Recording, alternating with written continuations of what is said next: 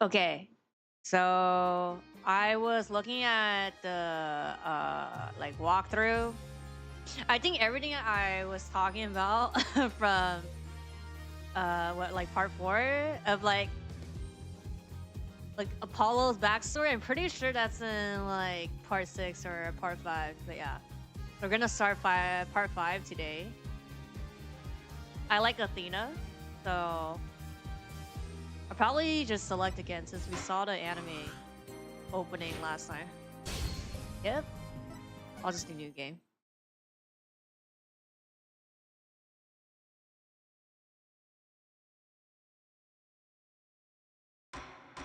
Dun, dun. Watching this again. More reading? I know. Yeah, also the first case, I guess the tutorial case is split into 2. So we're gonna do like 2.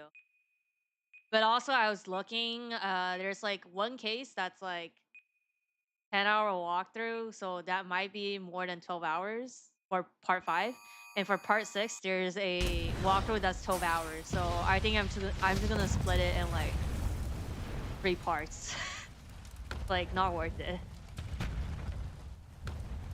Like it might be like 5 hours per, like if I split it in 3 parts, it might be like 5 hours per parts. These and I could just do that week. Times, I just do that week, just three split the same episode basically. To restore it to its former glory. I know, do Destiny.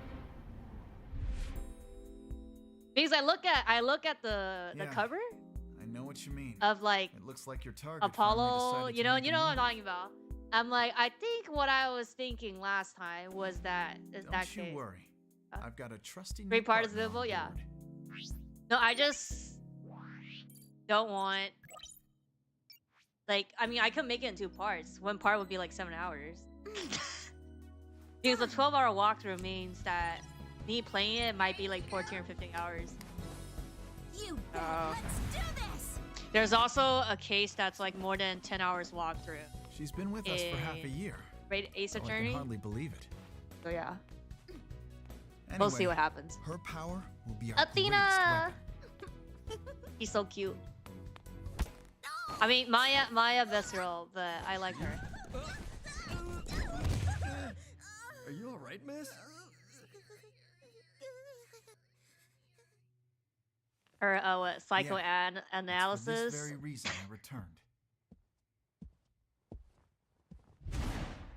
Time to bring it to an end. I saw this card. I'm like, I remember this case. I remember this case. It's like funny as fuck. I remember this case.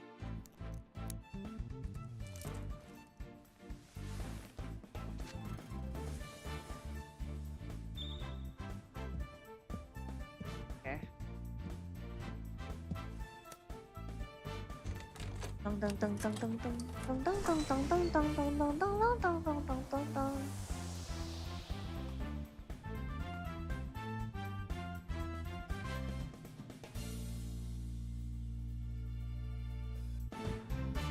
Yep.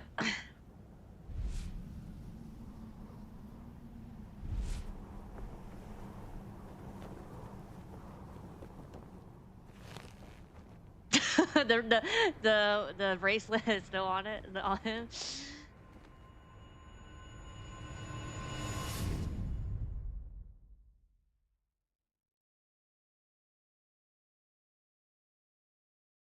Let's go.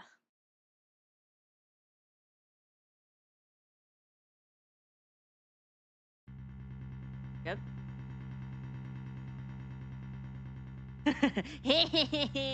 The best thing about bombs is how they erase and destroy. But now discretion. Boom. Okay. Now all I have to do is pin everything on that little girl. Are we surprised? We already know who the little girl is.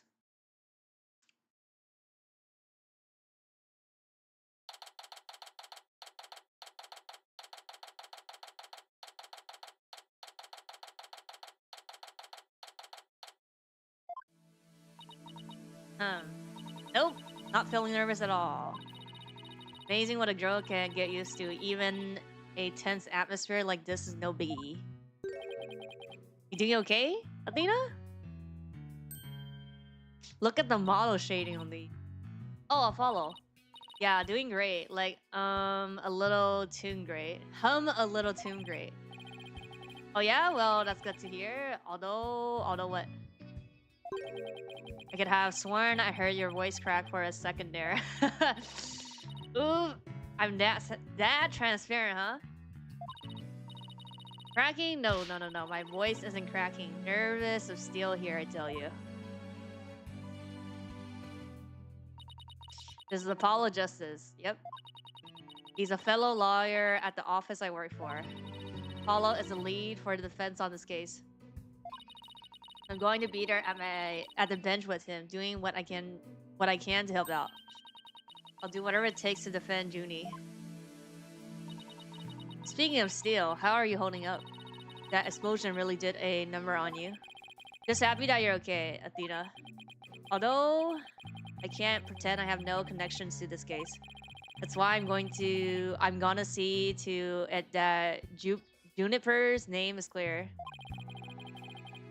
You never get used to that these 3D models. I'm sure you feel much the same way. It's like 2.5D, I guess. Got that right. I won't rest until Junie is completely cleared of all suspicions. Well, I mean, in 6 is better, no? Follow Athena. Follow Athena? Oh, she just said Athena, yeah. Thank you for doing this for me. Junie. Yeah. I still remember this is like... Hey, are you okay? Oh yeah, also, Plant vs. Zombie is gonna have a remaster, so I might have to play that. Sorry about that. I always seem to go into coughing fits whenever I get nervous. This kind of things never happens at home in the forest, though. Okay. This is Juniper Woods. She's my dear childhood friend, and she's also our client for this case. Improved a lot, yeah. The news keep repeating that Junie is the alleged bomber, but that's ridiculous. There's no way Junie would do anything like that. Brought you a little snack, Dina. Just a little something from my garden. Hey, thanks. So, is this an orange or a tangerine? It's an orange. My grandma says that orange is the color of strength and endurance. Oh, I get it. Strength for the trial, right? Junie, you're always so good to me. Jeez, look at me, standing here clutching an orange to my chest with tears in my eyes. Well, don't you worry. We'll be so powerful in there, they won't know what hit them, right? Follow? Yeah, that's right. Come what may, this is one trial. We just can't lose. That's why as a tutorial, we have infinite life points. Apollo!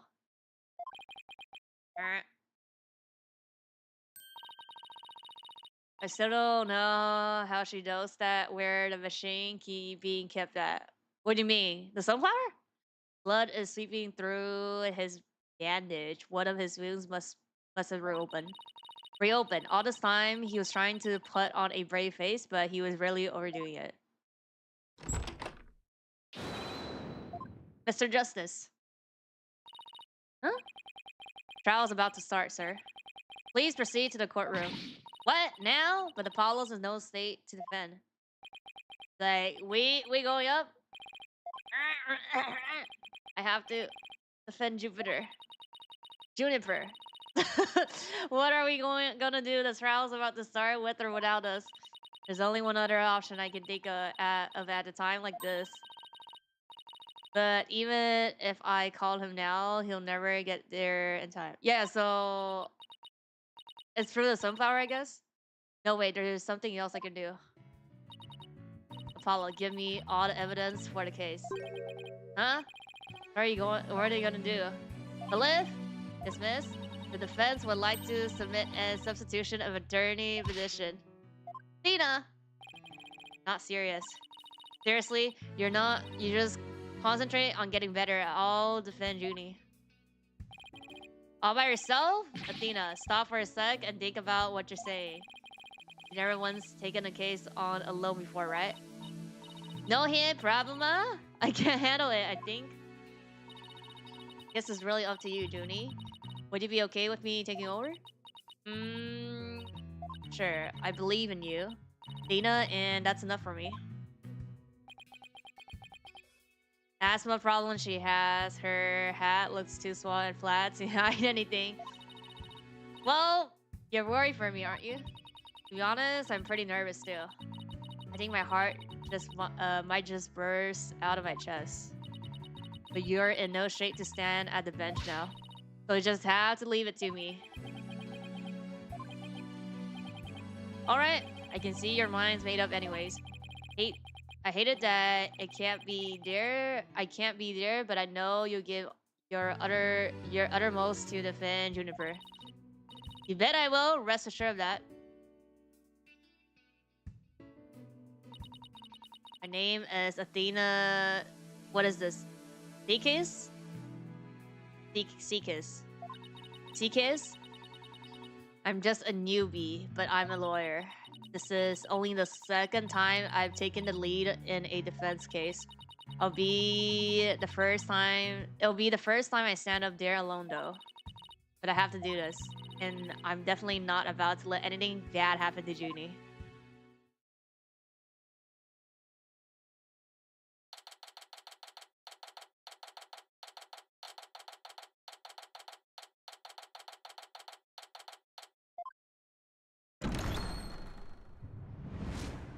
Oh! All rise?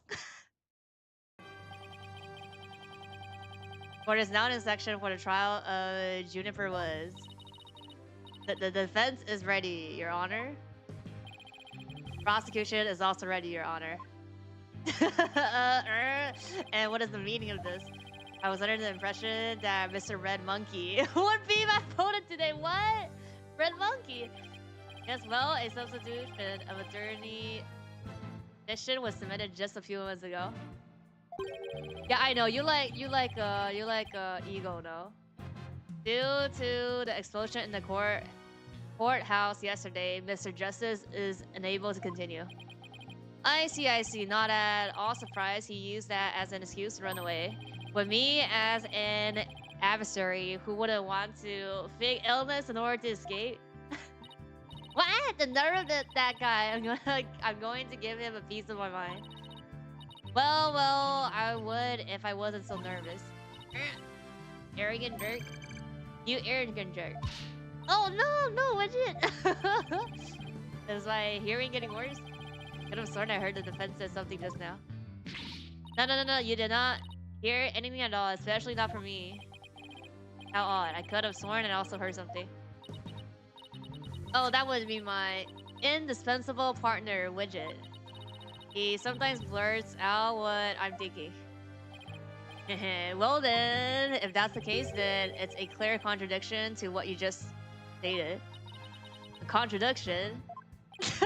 You just stated that you said nothing. However, if that device of yours says what you're thinking, then you indeed said I was, what was it? Elegance at work? Eep. Ashley, it was arrogant jerk. At any rate, what does it matter if it's a red monkey or a yellow monkey facing me? Not fresh out of law school rookie. No fresh out of law school rookie can defend this witness. Mr. Payne, I believe that's enough. Let's get back to the case. Of course, Your Honor. I'm more than ready to show this little girl why they call me the rookie humiliator. I knew it. He really is an arrogant jerk. Arrogant jerk! If you continue to insult the prosecution, I'll remove you from this court. I'm very sorry. It was just a nil-jerk reaction. Now then, your opening statement, you please. Okay.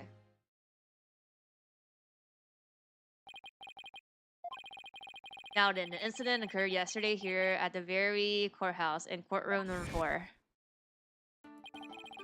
That time, the trial for a certain bombing was being held. A certain bombing was being held in courtroom number 4. Oh yes, I was presiding over that trial as well. And Mr. Justice, everybody is like conflict of interest here. Was there as a lawyer for the defense. If anything, everybody's witness. A bomb that was being present as evidence suddenly went off during the trial. It was a terrible incident, and courtroom number 4 was completely destroyed. Fortunately, we were able to start evacuation procedures before the explosion occurred. Just a few seconds more, and it would have turned into a horrific loss of human life. I know, pain haircut, yeah. He also has another haircut in Great Ace Attorney. Even though it's not him, but it's like, they're like ancestors, you know? But there was, in fact, one dead, was there not? That is correct, Your Honor. When courtroom number 4 was examined after the blast. Yep. Body of Detective Candace Army? What Army was discovered. He was to take the stand as witness later in the trial. Suppose she wasn't able to evacuate in time. What a terrible tragedy. I must admit, I stumbled at least 10 times myself before I was able to escape. Hey, the court could see about getting you even shorter robes. Victim's body was found near the entrance to the courtroom. I said she stayed until the very end to help guide the others out safely. Your Honor, allow me to submit as evidence the victim's autopsy report and details about the bomb. Between 8 to 11. Guilty! Time bomb that destroyed the courtroom, hidden inside a stuffed animal when it was detonated. Okay, I know how this works. All evidence for the trial is filed in the courtroom. Yep. Okay. Wait, can I... Oh, it has switch tabs. Oh, that's what you do.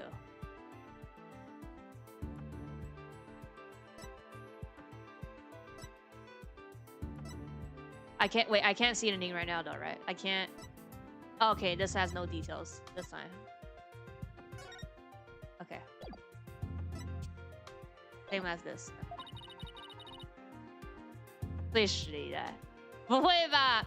Bro, I saw there was like somebody was like, what killed Ace Attorney? And then people... No, they didn't say what killed Ace Attorney. They had a dual Destiny. And then they're like, this is how Ace Attorney, the series, died.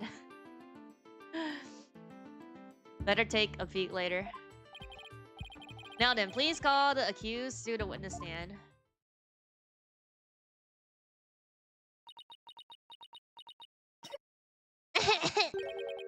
Defendant, are you feeling alright? You're looking a bit pale. I'm so sorry, I was feeling a bit weak when I first arrived here at the courthouse. But I'm alright. Junie's really giving it her all. I'll better make sure I do the same. If we could please proceed. Your name and occupation, defendant. Juniper Woods, I'm a high school student. Mr. Woods, can you confirm you were in the courthouse on the day in question? Yes, I came to know Apollo Justice through my friend Dina. And so, I was there yesterday to watch his trial and lend my support. Something's wrong. Judy's really scared. Did you know I'm also known as the defendant humiliator? It looks like I have yet another chance to show everybody how I earned that moniker. Does his arrogant knows no bounds? I have to protect Junie no matter what. Hey, you arrogant prosecutor Payne. What is it? You want me to demonstrate why I'm known as a rookie humiliator instead?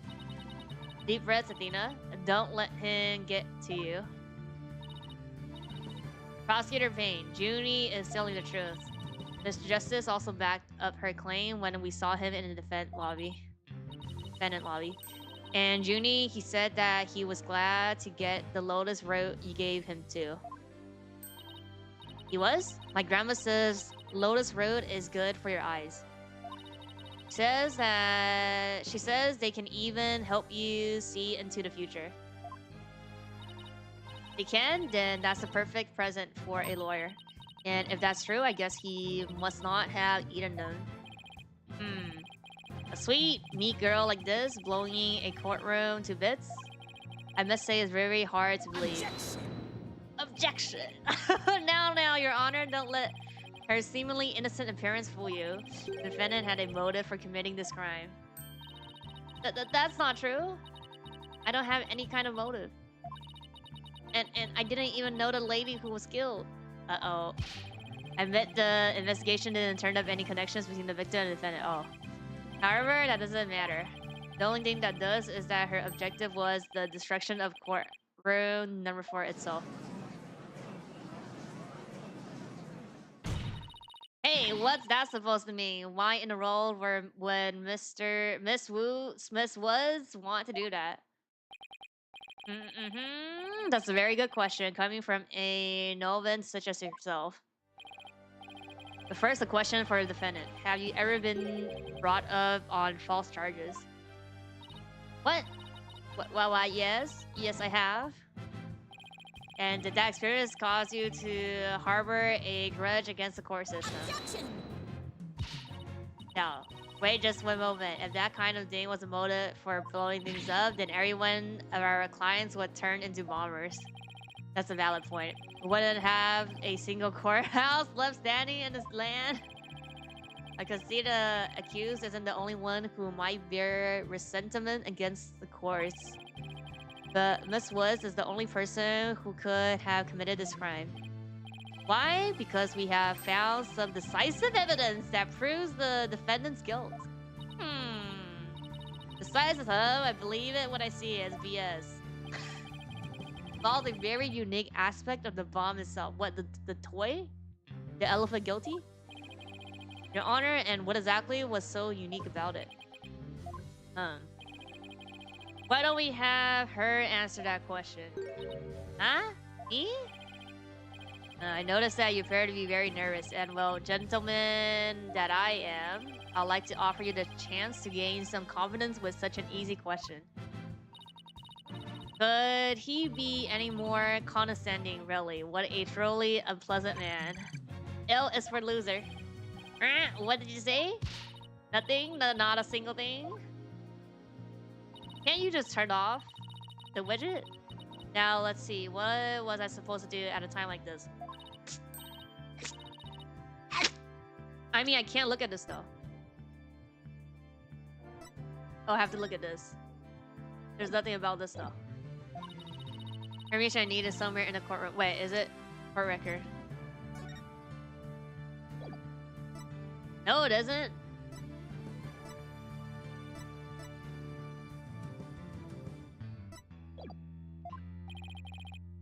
Alright, let's hear your answer. What was unique about the bomb? Okay, so it was a toy. Inside a stuffed animal. What kind of simpleton do you take me for? It was stuffed inside a stuffed animal, so? Its evil intentions covered up by a cute exterior.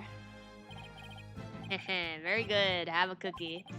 Bomb that went off in the courtroom was indeed hidden inside a stuffed animal. There, how do you like that? Not bad, huh? Lars speedrunning? We're not speedrunning. I am fine, just like I said from the start, I can do this. Actually, I was looking, so if like for the 10 hours and 12 hours like walkthrough, if I split it into like 2 or 3, I think fastest I could finish the entire Ace Attorney, including the Great Ace Attorney, would be like maybe like February. I'm not entirely sure, but like maybe like early mid next year. Yes, as I recall, the bomb was inside a stuffed animal the whole time. I never even got to take a look at it. But what connections does this impish elephant have with the defendant? answer to that question lies in another piece of evidence, which I have here. Oh, the tail? What, pray tell, is this? It appears to be a little singed? Singed? Singed. It's a tale, Your Honor. The tale of a poor victim of the explosion. This is incredible. Are you saying it's the detective's arms? What? Your Honor is so very close, but no, it belongs to the stuffed animal. But here's the... He has two tails? It has two tails?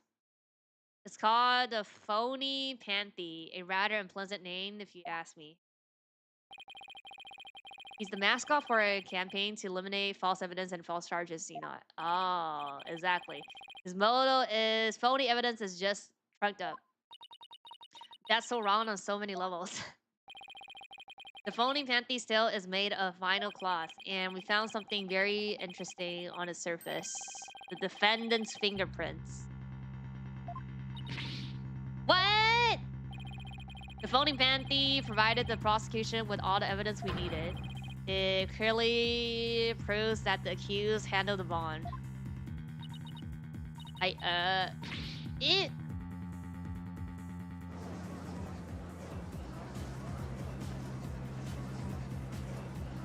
Why are we panicking? But that doesn't make any sense. Why would Junie's fingerprint be on it? That does appear to be a pretty irrefutable evidence. The court accepts it into evidence. But can I look in this tail thing? Do you have an explanation for this? Nope, can't look at that. I don't understand. How about you? Do you have any plausible explanations to refute this decisive piece of evidence? Well, I can't do it. I can't think of a single thing. But I'll better come up with something for Junie's sake. If you can't proceed an answer, if you can't produce an answer, we could always go straight to the ruling if you prefer. No, I have to say something fast. Oh no, I can't get my voice to work by now of all times. Yep. I thought I overcame this already. Maybe I'm still not ready to stand in court. Cutscene again? So many cutscenes.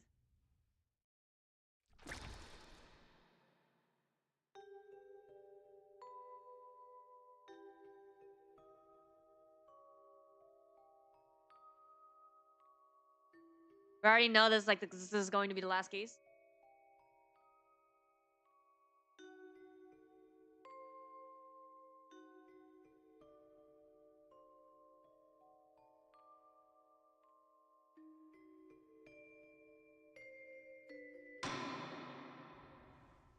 As you can see, there is no room for debate. Objection! We already know who Why, it it's is. you.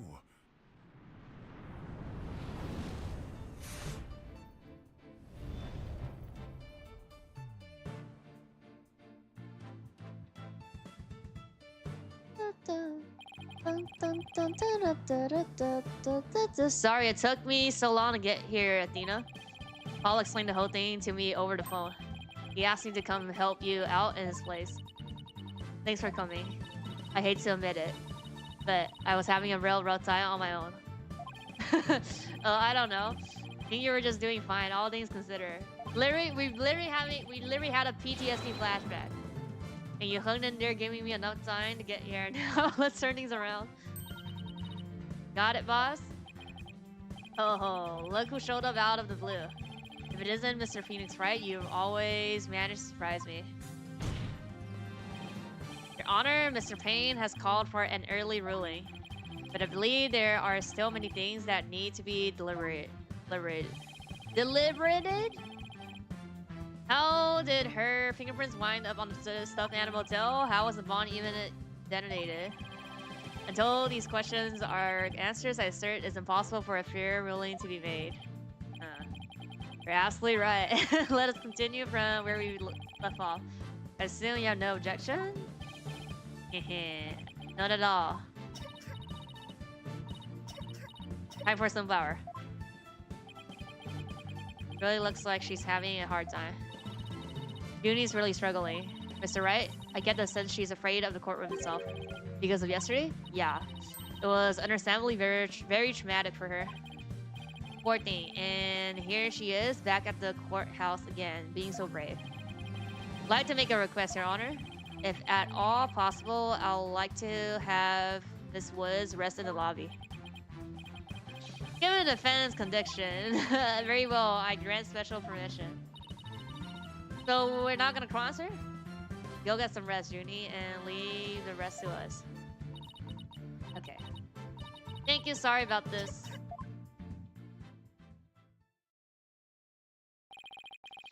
Phoenix Wright. I've been looking forward to meeting you. Been a while, Mr. Payne. You're more clueless than I heard. I do believe you mean, how do you do? Well, I am Gaspin Payne.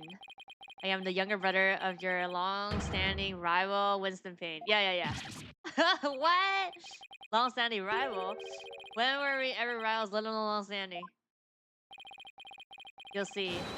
I'll cleanse Winston of the disgrace he met with you at your hands. Looks like this royal pain is going to be as truly unpleasant as the other. Your Honor? The prosecution would now like to call a decisive witness to the stand. Let's go. Witness will testify as to how the accused detonated the bomb in the courtroom. Gonna be like the actual bomber. Very well, please call your witness. Yep. Name and occupation. Witness. Name. Head. Tonade. Occupation. Bomb disposal specialist. Oh my, what a strange robotic voice you have. Strange. Strange synthesized me as typing. And it's the same as me talking. He sounds exactly like a robot. Can you speak in normal manner? I can. You can. But I do not like to speak. Speaking is inefficient. Energy expenditure. Speaking better than type. You understand? What an odd witness. Mr. Tonate was in charge of the bomb for that trial and was there when it went off. Being a bomb squad specialist, do you have any relation to the victim? Negative. I first met the girl while on this job. Many people are employed by the police. I know only a fraction of them. However, I was shocked when I first discovered the body of the victim. Shocked. I was the first one on the scene after the explosion. I went there to ensure safety, but I ended up discovering a dead body. So he was the first to discover the body, was he? He is here to testify about the circumstances surrounding the moment of the explosion. Very well, the court will hear Mr. Tony's testimony, but at the very least show this court some respect and remove that face guard witness.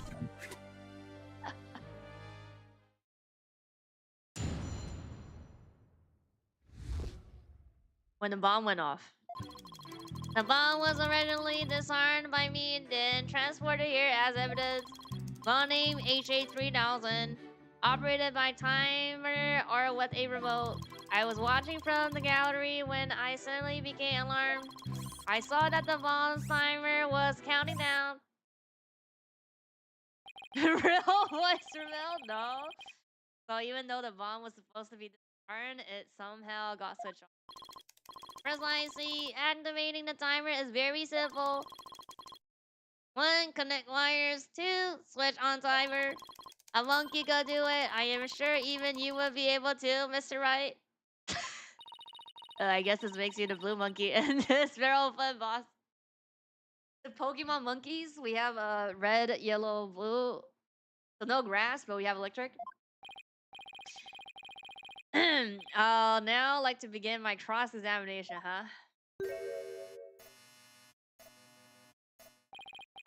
Mr. Tone, what is that? HA3000, aka a bomb. A bomb? Great, goody mighty. Mr. Tone, I demand that you disarm it this instant. The assembly complete. Wait, this is per what? HMPH something per. So I forgot the full name of this. 5.3 seconds, 0.2 seconds short of my personal best. Are you trying to give me a heart attack? I'm not exactly a spring chicken, you know. This is an exact replica of the HA3000. It is used to practice disarming bombs. Disarm equals success. Explosion equals failure. It is that replica of the bomb that exploded, is it? So that's what it looked like. I submitted a photography of the real bomb taken just before the trial. Why is this broken? Dimensions: 10 height, 10 width, 10 depth, height 12 pounds. A perfect replication. Bombs does appear to be a very good copy indeed. Yes, however, I cannot replicate the detonation mechanism. It has a very puzzly spring setup. It is regrettable that I could not replicate it. When is that enough? There's no need to replicate anything here. Okay, updated. Okay, wait, I can look at it though, no? Now if the defense would begin their cross-examination, huh? Okay, I can't. It's just like... I can't look at it. It's just a photo and then dimensions. Case 5, 16-inch alloy plating. Where has she gone to? Nina, you can come out now. Okay, Mr. Wright, let's get to work. Guess you were pretty scared, huh? What? I don't know what you're talking about. She was about to blow... I mean, this is also a machine, though, so this is also she was about to blow... Hey, put a sock in it, widget. As transparent as ever. Now, let's see. Where were we? We're at the cross. Yep, cross-examination. Of course, she seems disoriented. I wonder if she's alright. Maybe I should ask Athena if she remembers how to cross to help her focus. Let's look at it. I know there's a tutorial, but let's just look at it. Athena, you remember how to conduct a cross-examination, right? What? Of course I do. What kind of lawyer would I be if I didn't? Now, don't get upset, but what do you say to humoring me with a little review? You got it. Basically, we examine a witness's testimony and compare it against the court record, searching carefully for any inconsistency. Yeah. Green text represent testimony use. Okay, advance next. Yep.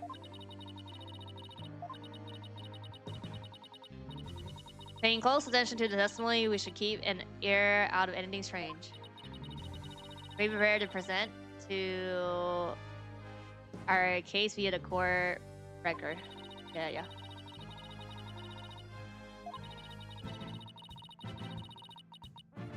Look for facts that conflict with what the witness has said. Counter evidence we find to refute their statement. Yeah. What if anything? Nothing conflicts. We just BS. That's when we press the witness forward and reach it. Find any inconsistency or lies in the testimony and reel them to the court. That's what cross-examination is all about. Looks like I remembered it just as I taught it, and it was a nice refresher course for me. If you can't find any contradictions, and you flub up too often, don't be afraid to ask me for help. Consult with me. Okay. Let you know where I think the suspicious statement is. Sounds good. Counting on you if I get in a bind. Let's go.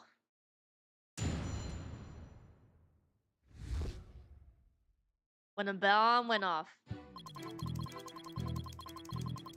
What is it? Hold it! So much drama on this side of Capcom. What do you mean? You mean Ace Attorney? Said that you disarmed a bomb, but are you really sure it was disarmed? Absolutely, I can disarm anything in a flash. That looks more like dismantle than disarm to me. Oh, pardon me. Let's see, is there any chance you could have forgotten to disarm the bomb? Impossible, I do not make rudimentary mistakes like that. You say to err as human. Although the jury is still out on this guy. Ace attorney drama in the courtroom. Yeah, that's Ace attorney. If you must know, Mr. Wright, according to the court's own records, the fact that the bomb had indeed been disarmed was officially confirmed. Guess I can rule out the possibility that he forgot to disarm it. We should talk about the bomb in a little bit more detail for the court. Certainly.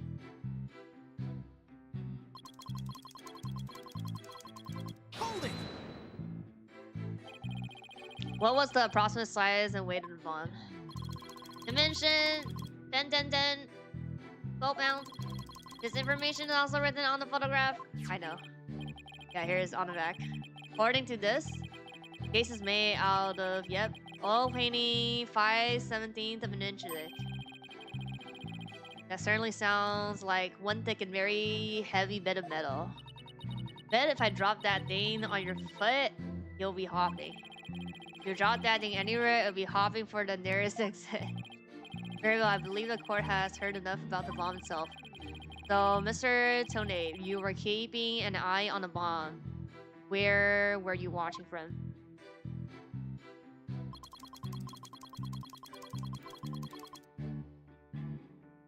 Hold it! Why are we in the gallery? My duties may have been over for the moment, but I wanted to keep watch. Even though the bomb was disarmed, you can never be too careful. Explosive devices are very dangerous things. Oh, how admirably responsible of you, a model to be emulated. Yeah, Athena, what kind of lawyer you think I would be if I didn't? I know. I practice disarming bombs every day. I practice assembling them too. Disarming part, I get it, but assembling them? Well, I have you know that I practice presenting evidence every day myself. I see, but do you ever practice having evidence presented to you? Send it to me? What? No, I.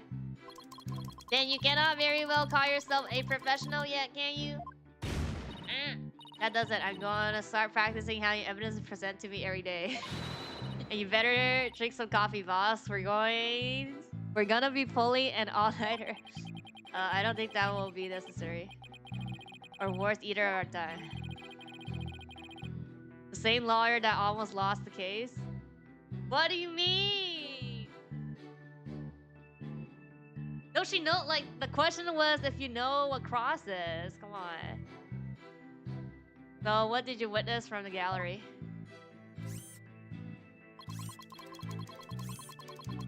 Hold it! Counting down. Saw counting down clearly with your own eyes. I hardly think a timer as small as the one on this bomb could have been seen from the gallery. These goggles help me see very small things clearly from very far away. I can't even see what you had for breakfast by looking at your tie. Why do I suddenly feel like a bug under a magnifying glass? Guess it's possible he saw the timer if he was wearing those goggles. I'm not so sure. There's something that doesn't sit right with me. I don't think I follow.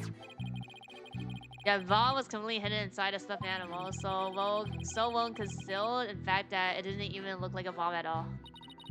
You're trying to find testimony that conflicts with evidence, right? That's right. Listening carefully to his testimony is just the first step. After that, it's a matter of taking a look at any evidence that seems relevant.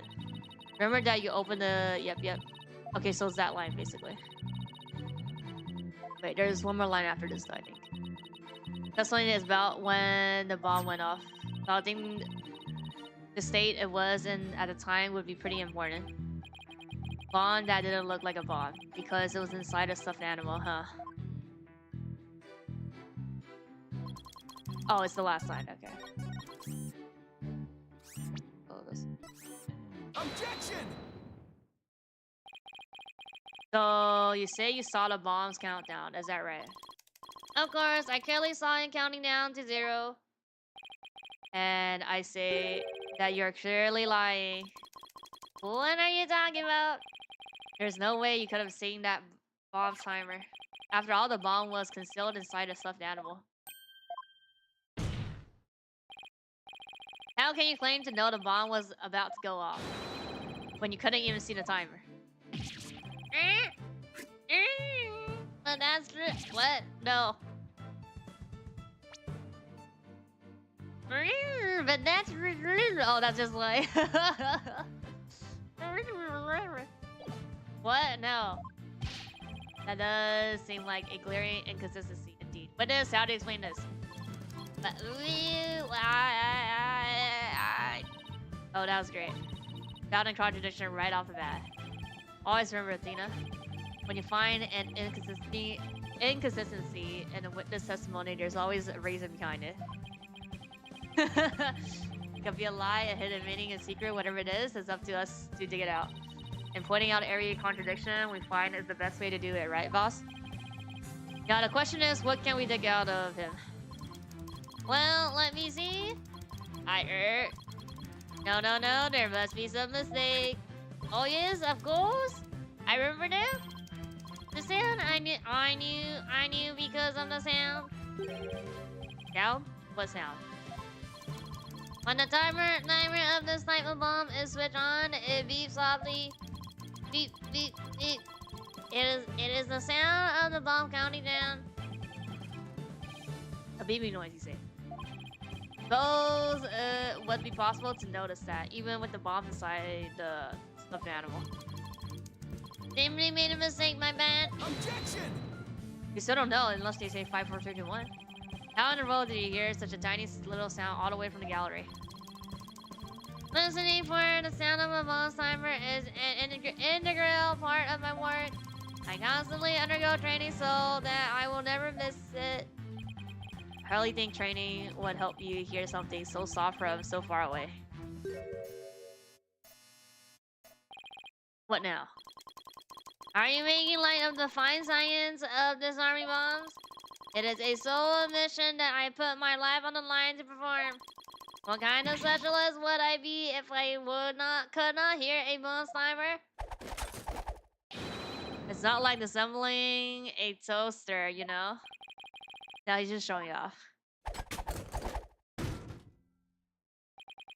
You keep asserting that the sound was too tiny to hear, but the tiny thing here is your skill as a lawyer. Being mistrustful is not an attractive quality, you know?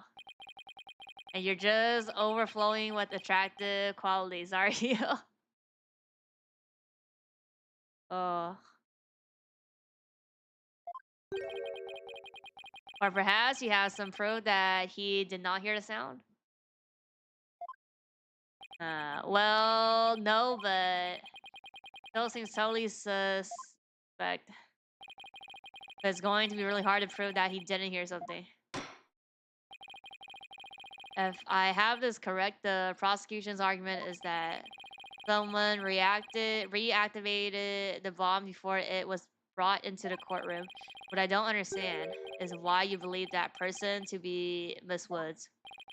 That's simple. Happened to be there when it happened. He was there when the defendant rearmed the bomb. What is this now? It happened before the trial started. It was when the detective armed and I were transporting the bomb. We brought the bomb to the lobby for the defense. Bomb equals evidence. The lawyer wanted to see it before the start of the trial. Looking for a chance to get at the bomb, Miss Woods was already there in that lobby. Her goal was surely to rearm the bomb and steal the remote switch. Huh. The remote switch. Yes. Yes, the switch that controls the bomb remotely, duh. It has been missing ever since the incident.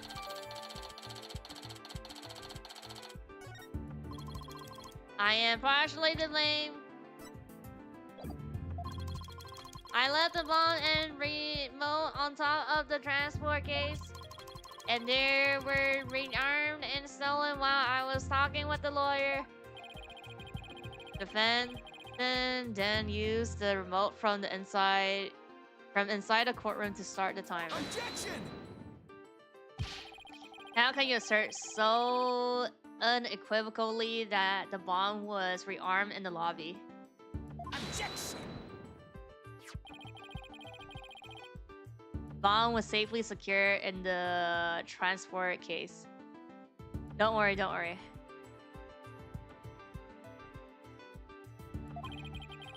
The only time it was outside of the case was in that lobby. Therefore, that was the only and one and only opportunity anyone had to meddle with it. Someone other than him could have opened the case and taken the bomb out. Impossible! The transfer case is assigned exclusively to me. Do you see this number here? That is my identification number. And I have the only key that can open the case. I can look at this now. Nevertheless, Mr. Payne's assertion is nothing more than conjecture. Okay, just a photo though. You have no proof that it was her who stole the remote switch.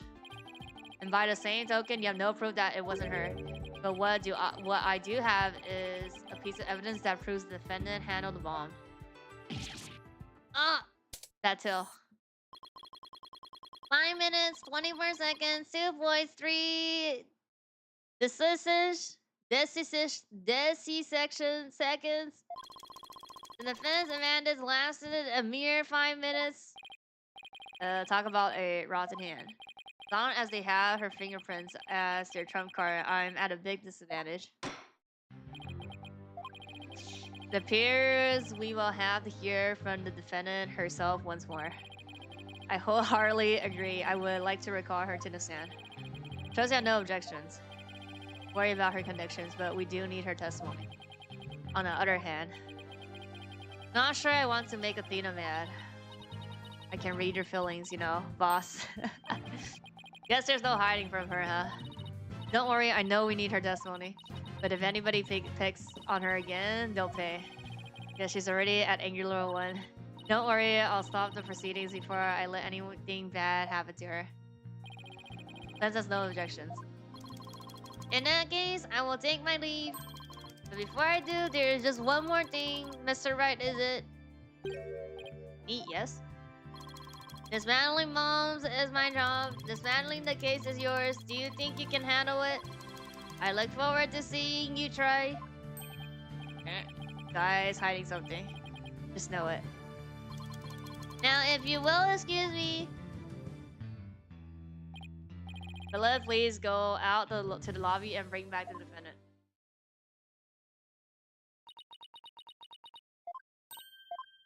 Junie.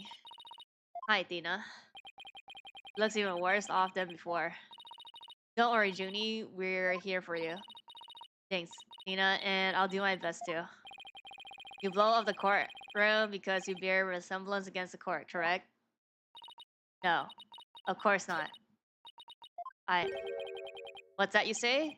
I can barely hear you. I haven't done anything wrong. This prosecution is scary. Prosecutor's scary.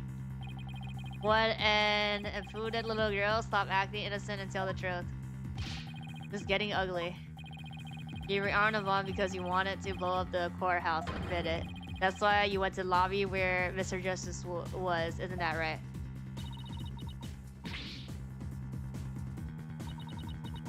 Mr. Wright. Can I go give that prosecutor his back? What? Of course not. Do we have to review courtroom manners 101 again? Can't let a creep that bullies innocent girls like this off so easily. Haven't forgotten about how he treated you. Don't worry about me, just tell Junie. Her heart is crying out. He's so scared. So very scared. Looks like Athena's picking something up with her heightened sense of hearing. And it sounds like this time it's the voice of her heart. Don't deny it. You stole the remote control and used it in the courtroom, didn't you? Objection! Your Honor, please put a stop to this. Sir Payne is badgering the defendant. Yes. But Woods does seem quite frightened. I ask that you behave more like a gentleman. But don't you know, Your Honor, there's no more a gentleman in this role than I. As a gentleman or even a gentleman would behave like he does. Don't let that rude ruffian win. Tina, how dare you call a gentleman such as I a rude ruffian? I'll have you know I attended a manners class every Saturday. I'm more than just a mere gentleman. I am a gentler man. Not when you are terrorizing a young lady or not. I'll demand my money back from that manners class if I were you. I should probably be the adult here and stop the two of them, but what? It's too entertaining. That'll be enough. Certainly, Your Honor. No further questioning. Let's move on to the defense testimony. Please show the court what you were doing when the bomb went off.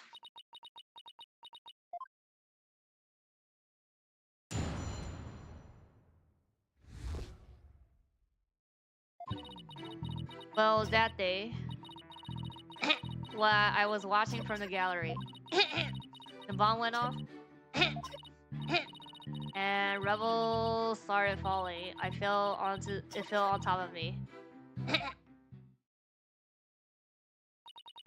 Judy's clearly in blame, being forced to recall the bombing like this. She can't even get her words out. This isn't going to work, so now, what now? Hey, wait a minute. Even if she can't vocalize what she wants to do, we can listen to what's inside her heart. Yes, now's the perfect time to use Athena's power. You can hear it, can't you, Athena? The cries of her heart? Yes, and they sound incredibly strained. She's so scared. Thinks she could collapse at any second. Athena has a unique ability, you see.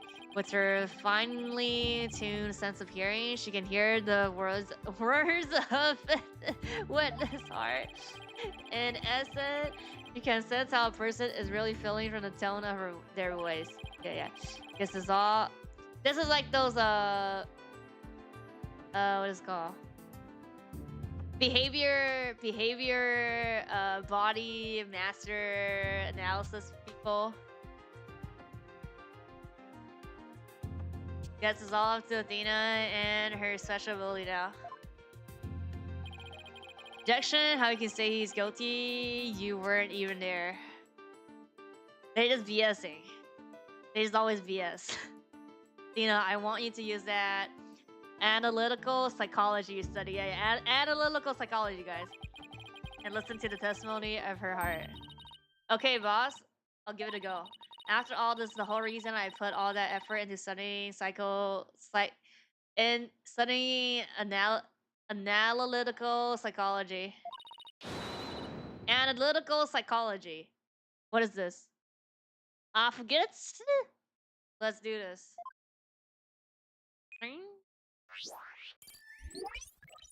And like da-da-dun, da-da-dun. Clear holographic thing Bob and show us how she is feeling, right? In a nutshell, yes. The emotions, the image that I picked up on just now while listening to her testimony. I can enter all of that into widget and use the mood matrix to analyze them. Yeah. These mood markers here reflect fluctuations in Junie's emotions. When she feels happy or is enjoying the memory, the happy marker will light up. When she feels angry or frustrated, the anger marker will react. When she feels sadness or is frightened by a memory, the sad marker will blink. And when she feels surprised or confused, the surprise marker will let us know. I get why is it also confused though?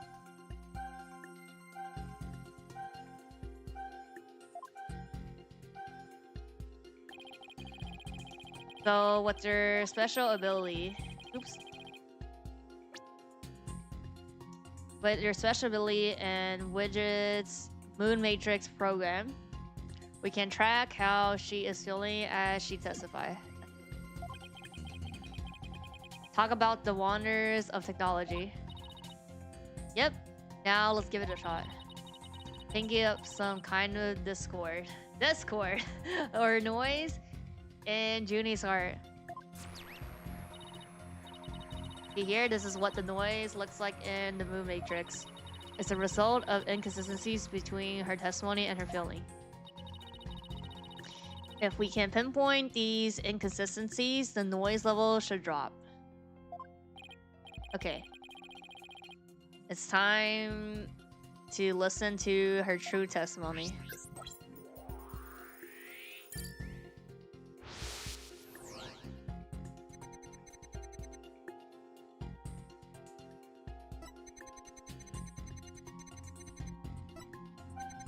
Oh, yeah, okay. Surprise. Bomb went off. Rebel start falling. Why are you happy? Fell on top of me. Yeah. I think I have a good grasp on Junie's emotional state now. This power of Athena is incredible, and I'm seeing an unexpected emotion that's inconsistent with the context of her testimony. What, already? Yeah. Look at this. When she says it fell on top of me, the happy marker is reacting. Well, look at that. That is odd. There must be a reason for this contradictory emotion. We just need to do some digging. When you find an unexpected emotion, first need to pinpoint it, and then select the unexpected emotion or reaction from the 4 moon marker. Okay. So, I'll just do this.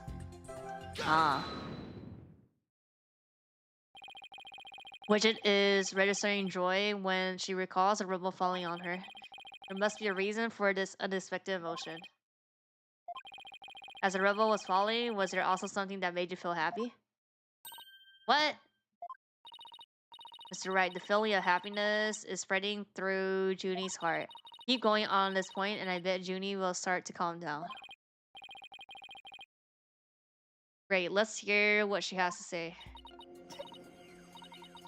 Just as I was about to escape the courtroom, the bomb went off.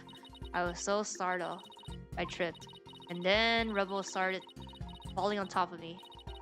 I really thought I was done for. But just then, yeah. Yeah. Follow came and rescued me. Yeah. Follow. He used his own body to shed me from the Rebel. So that's when he sustained those injuries. How do you feel, Junie? Did talking about Apollo gives you some courage? Yes. Apollo is just like the sun, strong and bright and warm. Just talking about him makes me feel like a leaf undergoing photosynthesis. See, your coughing stopped all of a sudden. Oh, you're right. Thank you. No more sunflower medicine. Lena?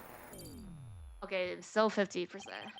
Looks like we're able to draw out some new testimony. Pretty neat, eh? But there's still some noise left, meaning there must still be some discord in Junie's heart. Guess we'll have to keep going then.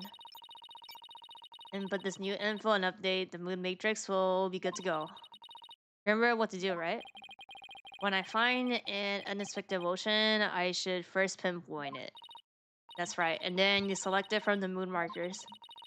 You can find a reason from the discord in her heart, then we should be able to draw even more new testimony out.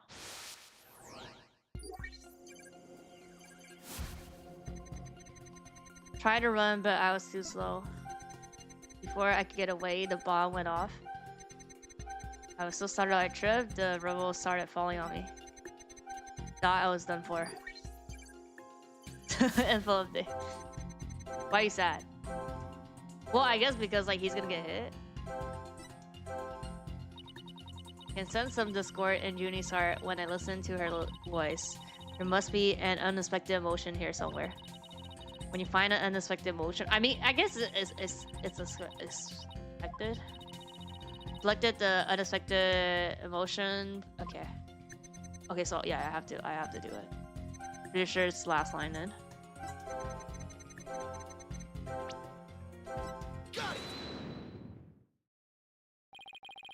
You were happy when he rescued you, weren't you? Yes, I was really happy. But was there also something you felt sad about at the same time? Sad? The reason I asked is when you were describing how you were rescued, we sensed a little sadness too. Oh, I think it's probably because of bum rat Reenie. What? Bum rat Reenie? Well, what do you know? Something new. That's right. I brought my stuffed animal. Okay, that's the name. Yeah, yeah. I was like Reenie. It's like, but it looks like an elephant though. Who watched the trial with me? Bum rat Reenie and our brothers. Okay. We knew that the legal role could inspire a whole line of merchandise. There is Blue Badger. I had Bum Rat Variety with me while I was watching the trial. But it wasn't until Apollo saved me that I realized I lost him as I was running away. That's what I mean. Oh, my poor Rainy, a victim that terrible bond. Oh, I know. You can see what he looks like in his poster. Well, okay, so that's it still. No more bum raps. It's for the campaign to eradicate fake evidence and fake charges. Voting Panty and Bum Rat Riney, huh? Nothing against the campaign, but why an elephant and a rhino created Rose? Yeah. Mr. Right, I don't sense any discord in Junie's heart anymore. So I guess that means we managed to draw out all her testimony. That's right. I'll just make an update with the new info and we'll have the whole picture. So you think your new testimony will help? Absolutely. I don't know what I would have done without you. Was in the courtroom when the bomb went off. Now that we know that, it changes the meaning of that. Yeah, that other piece of evidence. All we have to do is present it. Yeah. At the right statement. Okay, so just the last line. Watching from the gallery. Yeah, I tried to. Well, let me see. Is it the first line? Oh, maybe the last line. Oh no, I think it's the first line. Yeah, yeah. Oh, yeah. Wait, so that's the tier. Objection! Miss Woods, I know this trial has been very hard for you, but you can relax now. You are without a doubt innocent. Mr. Wright, what wild assertion are you making now? My wild assertion is simply this. The two stuffed animals were mixed up. The tail the defendant's fingerprints were found on wasn't that of phony panties. It was the tail of her gallery companion, Bum Rat Riney. Objection! What nonsense is that? I can see that they're both stuffed animals, yes, but they're completely different characters. An elephant and a rhino. They're as distinct as a defense lawyer and a prosecutor. So are they really so different? Both defense lawyers and prosecutors strive to protect the peace through law. Even elephants and rhinos have some similar characteristics. They're both gray, for example. Anyway, this poster is all I need to prove my assertion to be true. Direct the clear attention. See how the two got mixed up. Fair enough. Take that! Well, would you look at that? The two tails are exactly the same. Yes, exactly. Two stuffed animals are based on entirely different animals, but the design of their tail is exactly the same. I don't know why they keep like panning like this. Order in the court. As long as the possibility exists that the tail belongs to Bum Rat Riney, we can no longer consider it to be decisive proof that the defendant handled the bond. As things stand, I consider the charges against the accused unsubstantiated. What do you agree? Yes, of course. Your Honor. Oh, that was great, Mr. Wright. You turned things right around. Yeah, it's not over yet, but at least we managed to hold out this long. I believe that brings our proceeding for today a close. Ready to have some serious investigations ahead of you. Very well, let us reconvene tomorrow. Court is adjourned.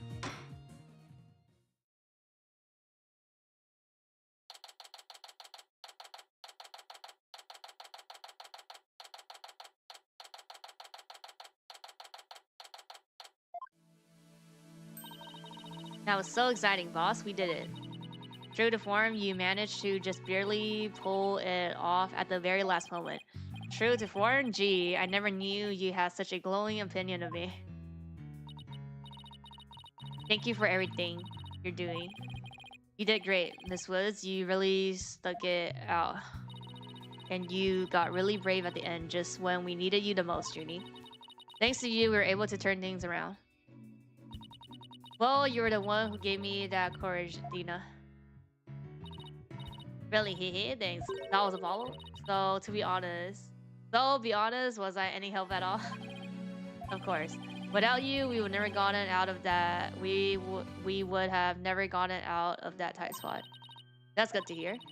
I may still have a lot to learn, but you can bet I'm going to give it my all. It'll be so good that one day you'll call me your partner. That's what I like to hear. Analytical psychology, the ability to solve the riddles of a person's heart. Athena's true potential is beginning to really shine through now. Hey, where's Apollo anyway? Good question. I almost forgot about him. I assume he'll still be here in the lobby. Oh, I know. Maybe he's still in the courtroom number 4. Courtroom number 4? What would he be doing at the scene of the explosion? Investigation? When I came out of the lobby to rest, I told Apollo about the rat Riney. I told him I dropped Riney in the courtroom as I was trying to escape before the blast. And then Apollo said he had an idea where Riney might be, so we went to take a look together. I guess Apollo can be pretty nice when he wants to be. So you went looking for Riney together before you were called back into courtroom number 5. Yes, I had some time to rest, so I was able to go and look for him. But then they called me into courtroom number 5 to testify. Apollo insisted on staying there though. With all those injuries, I wonder how he's managing. I think Apollo might have figured something out. Wonder what it was. He told me I'm going to look for evidence to clear your name, Juniper. Just maybe he found some new piece of evidence, yeah. Anyway, we better go and get him. Good idea.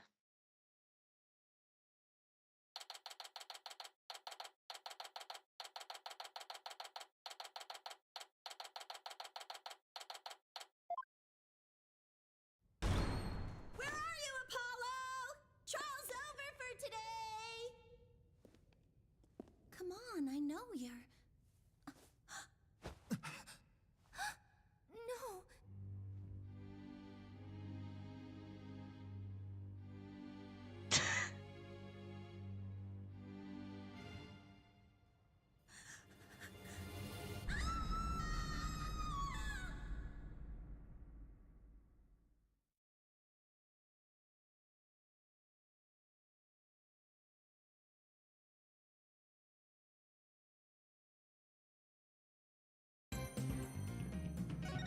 Yep.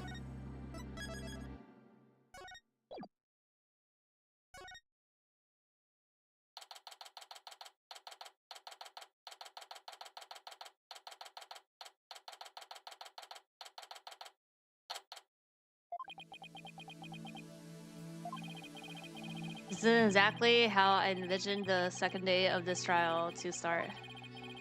But given how things ended yesterday... Good morning. That scream was terrifying. It's okay. The mood sure is tense. Not that that's any surprise.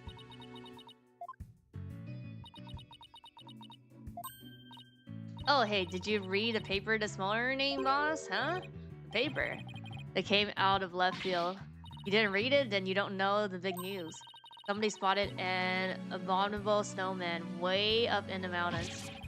Tell me you know the difference between a paper and a tablet, Athena. It might show up in the forest where you live, Judy. Better watch it out, okay? You're trying to light up the mood. Really should read the stories for yourself. I couldn't even begin to do it justice. Justice? Uh-oh. Huh? Oh, poor Apollo. And that's all my fault. Sniffle. Lena. Oh, Julie, what was I thinking? I'm so sorry. What we found yesterday was not Apollo's dead body, thank goodness. He'd been assaulted by someone with a blow to his head and was lying unconscious. We rushed him to the hospital right away and looked like he's going to full throw. But it was still quite a shock to stumble onto a scene like that. Are we surprised?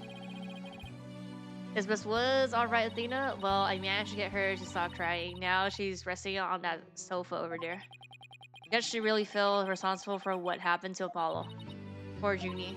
He believes that the reason Apollo was attacked because he was helping her look for something in that courtroom. Oh, guess I can see why she'll think that.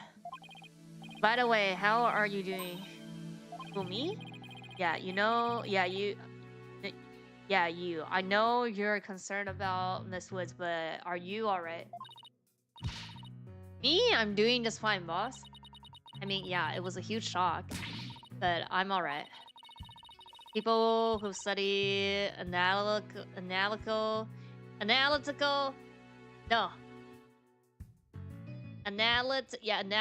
psychology are great at times like this. After all, they've learned how to control their own emotions too. Somehow, I don't think it's as easy as she makes it sound. But there's no denying she's a real choker. Apollo doesn't remember a thing, does he? Yeah. Can't recall anything from the time right before he was assaulted. Nothing about what he was doing in courtroom number 4 or who assaulted him. Doctor says it's probably due to that hit he took to the head. Assaulted in a court of law and losing your memory like that. I know how that feels, yeah. That was also in the tutorial. Because I'm pretty sure like from the behind the scenes, they're like, oh, like how do we make it so like, you know, they're like kind of weak and then we have to teach a tutorial again. It's like just make them like not have memory. Who in the road would do such a thing, huh? Just wait till I get my hands on the coward who hurt our Apollo. Now, Athena, I thought you said you were in control of your emotions. Let's just focus on helping Miss Woods, okay? But I admit I'm just as upset as you. Okay, boss, you're right. Apollo's assailant can wait until after we clear Junie's name. That's it. Now, let's see. Better check the court record one more time before the trial starts. Why? It's the same thing. Earth to Mr. Right, I'm ready whenever you are. Alright. Let's get ready to rumble. You bet? With everything that happened with Apollo, I didn't have time for a proper investigation. Yeah, can't let that stop me though. I have to get this right for Miss Wood's sake and Apollo's too.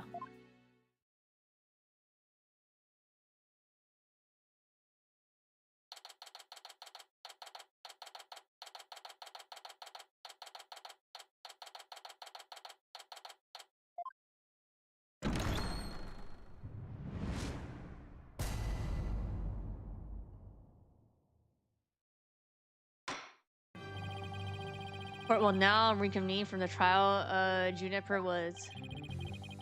Prosecution's ready. Defense is also ready.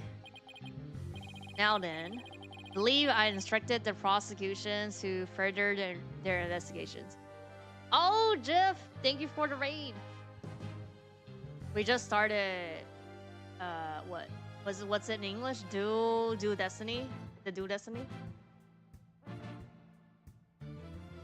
Yeah, Do Destiny.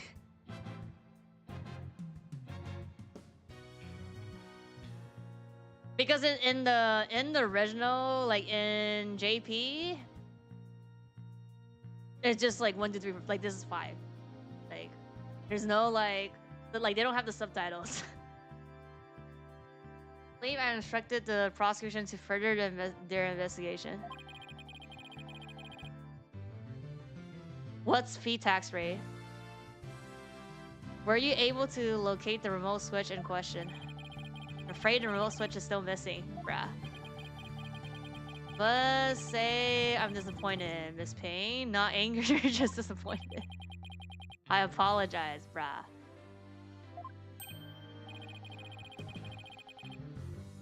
Aha, looks like the prosecution is just as unprepared as I am. There is a separate matter, however, that I would like to bring up during this trial. A separate matter, you say? And what might that be? Assume you were aware that another incident occurred during yesterday's trial. And speaking, of course, of the assault on Mr. Justice in the rooms of courtroom number 4. Uh-oh, why is he bringing that up? Yes, what a truly harrowing experience it must have been. Poor Mr. Justice. At the time of the attack, Mr. Justice was not alone. He was with the defendant. Bruh, can you shut the fuck up? He isn't going where I think he is going with this, is he? Okay, first of all, we're talking about the bomb stuff. We're not talking about this thing, though. Prosecution wishes to indict Miss Woods on the charge of Mr. Justice assault. Okay, first of all, this is another case. Even if you want to do that, that's another case. Not the same case, okay? Order in a court. The incident under deliberation here is the courtroom bombing. Yeah. The assault on Mr. Justice had nothing to do with this trial. Oh, but I believe there is a connection between this case and Mr. Justice's assault. Please take a moment to consider these facts. Both events occurred in courtroom number 4. Location in courtroom number 4 where the unconscious Mr. Justice was discovered. As you can see, it's quite close to where Detective armed body was found. So?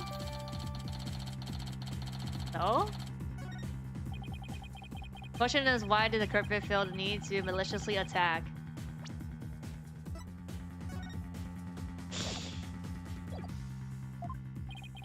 Why indeed? What do you believe their motive to be? Believe Mr. Justice found something in the courtroom while she was with him.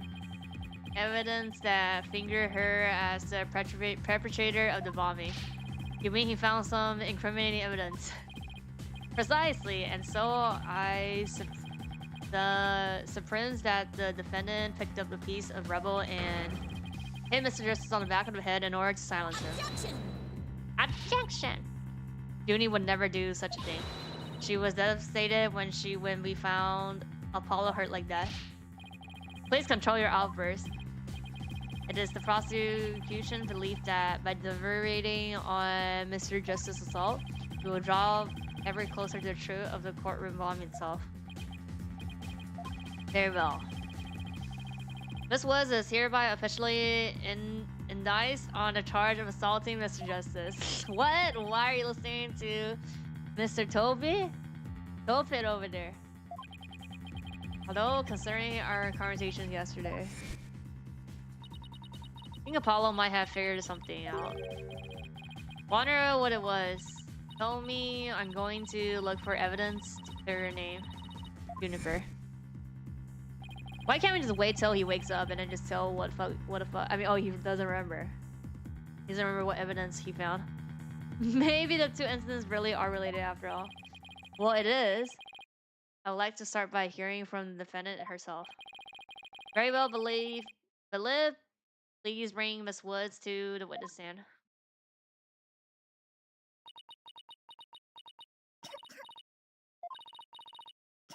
I'm sorry. Can't seem to stop. Sunflower again. Miss Woods, guess she's still really upset about Apollo. You went to the rooms of courtroom number 4 with messages that you not. Yes, I did. Good, good. If you would, then please testify about what happened to the court.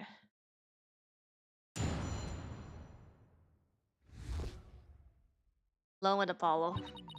During the trial yesterday, I was overcome by a fit of coughing.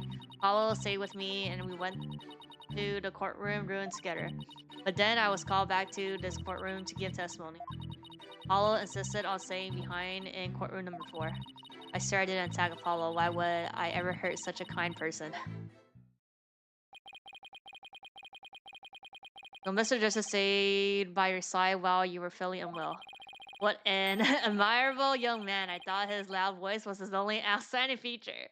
I mean, and the two Ahego here,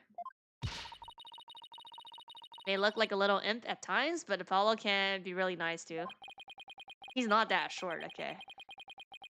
Hope she didn't hurt her wrist backhandling that one out. But one has to wonder, why did he stay behind in the rooms? I think Apollo might have figured something out.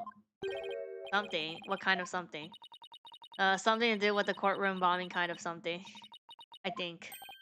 Oh, new evidence for the case, was it? That's a very big kind of something indeed. Stop panicking, okay? This doesn't do anything. I believe so. He mentioned looking for some evidence when I was called away. Objection! Just as I thought, there is a connection between the two incidents, but the defendant has told a very big lie, Your Honor. What lie is that? When she learned that he would be looking for evidence, she attacked him. Where's the fuck the evidence? Where's the fucking evidence, huh? She attacked him to give herself the chance to destroy that evidence. No. I never. Objection! She repaid Mr. Justice's kindness with violence. We found the proof of her foul deed there in the courtroom rooms. What on earth? You see it? There in front of Mr. Justice's right hand. Witness the message he left us. Wait, there's an autopsy, no? Oh, there's no autopsy. Oh yeah, he's not dead.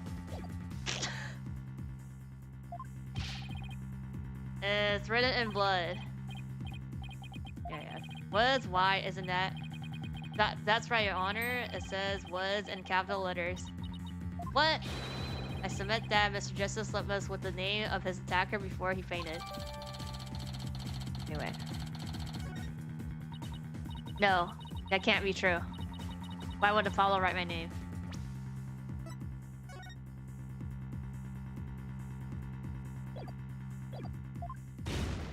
Mr. Wright, the nerve of him leaving that message. Why would he do this?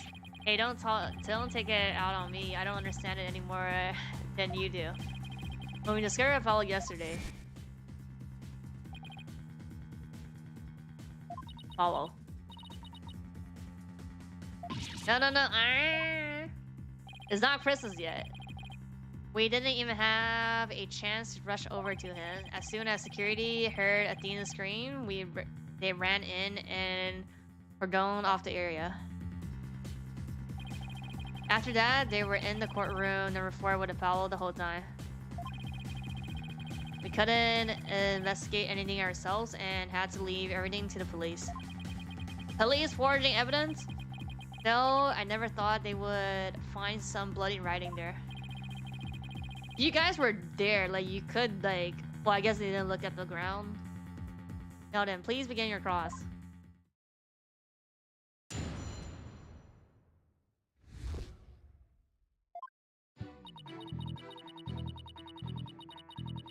Hold it! You always cough when you get nervous? Yes. Please do not make her nervous by pressing her so ruthlessly. Would that barely even qualify as a quasi-question? Let's help her relax with a little small talk before we dive into the cross. You know, ask her about her hobbies and her crushes and stuff. Her crushes really, I mean, as Apollo, I don't know about this.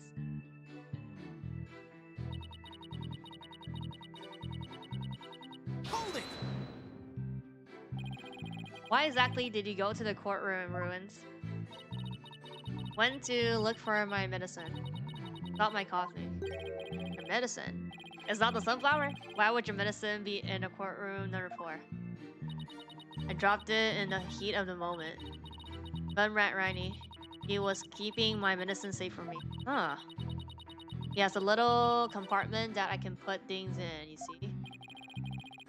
So even they both have like the interior space.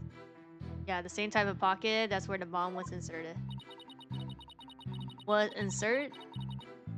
I had put my medicine for my coughing fits inside Bun Rat Riney.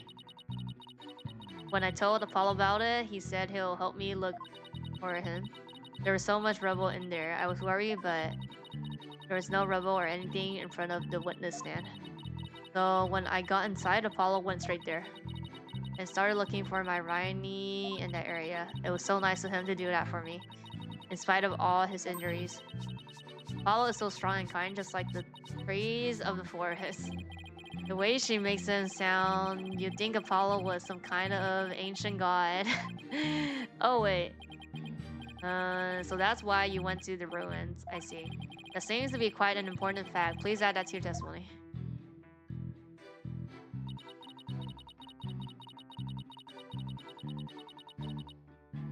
Hold it!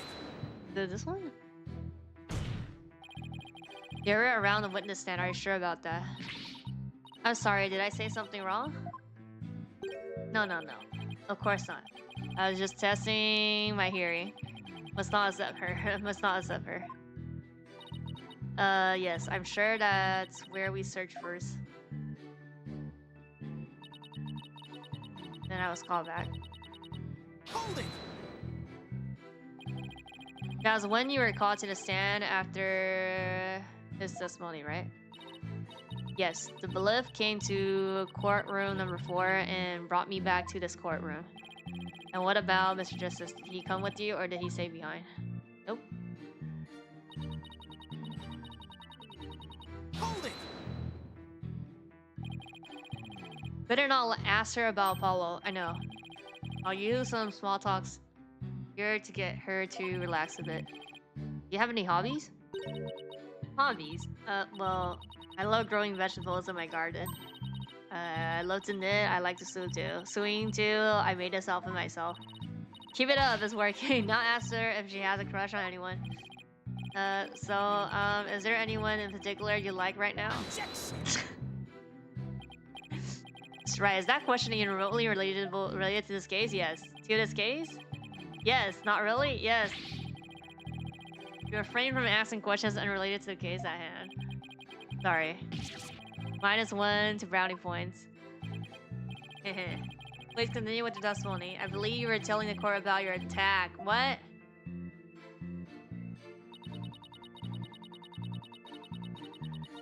Hold it! Do you think Mr. Justice is kind? Yes, very kind. He rescued me. He's like the sun, strong and warm. He makes me feel strong too. Only adjectives I associate with the suns are sweatery and oppressive. But then Apollo got hurt and it's all my fault. Apollo's going to be fine. He's just like the sun, right? Well, the sun doesn't just drop out of the sky. You really think he'll be fine? But the sun does go down at night. Then that means Apollo could... Well, but the sun comes back again. I do not think much of men who make young ladies dry. Apollo was trying to help Juniper. Who knew that Apollo could be such a sweetheart? It must have been pretty hard on him too, with all that ripple everywhere. Now that I think about it, there is something odd about what Apollo was able to do. You know, considering what Miss Woods said just now, I think you're right. Courtroom was in a very unusual state after all. Please, the million-dollar question. What could explain this contradiction? Anyway, let's see what happens when I present what I say is our answer. I think so. Yeah, it's the next to the stand.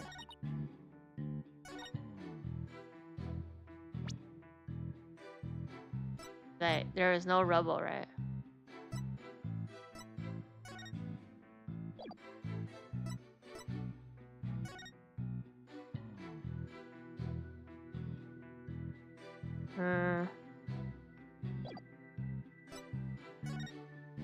Is either the picture or is either the diagram?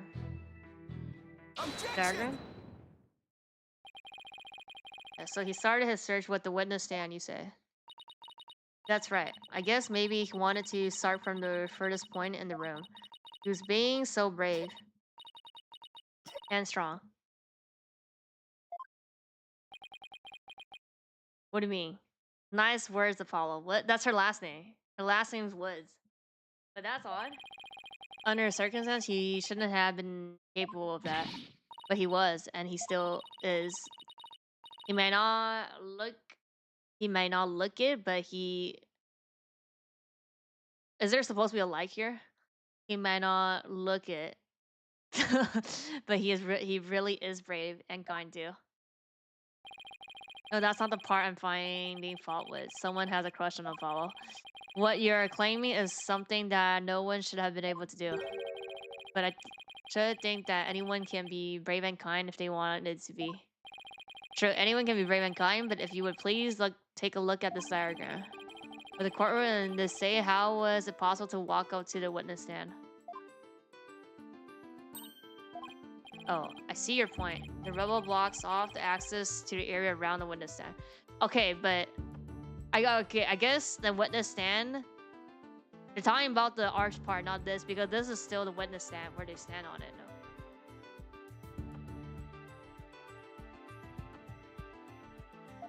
The high heel boots. That's great. That's great, Ace Attorney. You have to wait like 6 months till we get there. Okay. We're not there yet. That's after 6. Such a tiny inconsistency even matter? Perhaps the witness is simply misremembering it. We're on like the first case. We're on a tutorial case of 5, and the first tutorial case is breaked off into like two episodes. So, and I think there's special episodes in 5, or is it 6? But like, so we have to finish 5 and we have to finish 6. And then we can do Great Ace Attorney, where there's the high heel with the red wine. That's the prosecutor in Great Ace Attorney. Great, now I'm not so sure it matters. Oh wait, but the clown girl, wait, is the clown girl in 5 or 6? That's like another character that people know. Right now, I'm not so sure it matters. I think it's in 5 then. Real man doesn't make mountains out of molehills, you know? But that's precisely what Mr. Right does best. I call slander, Your Honor. So, was it really impossible to approach the witness stand? I have to say, it's a bit hard to tell with any accuracy from just this diagram. Do you have any other photos of the crime scene? Let me see, Your Honor. Yes, I have one more. Okay. Here it is. There's a more pulled back version of the photo I presented before. But there's something after Woods. Oh, it's a 5D. It's probably like 100 something. Like they probably added or something.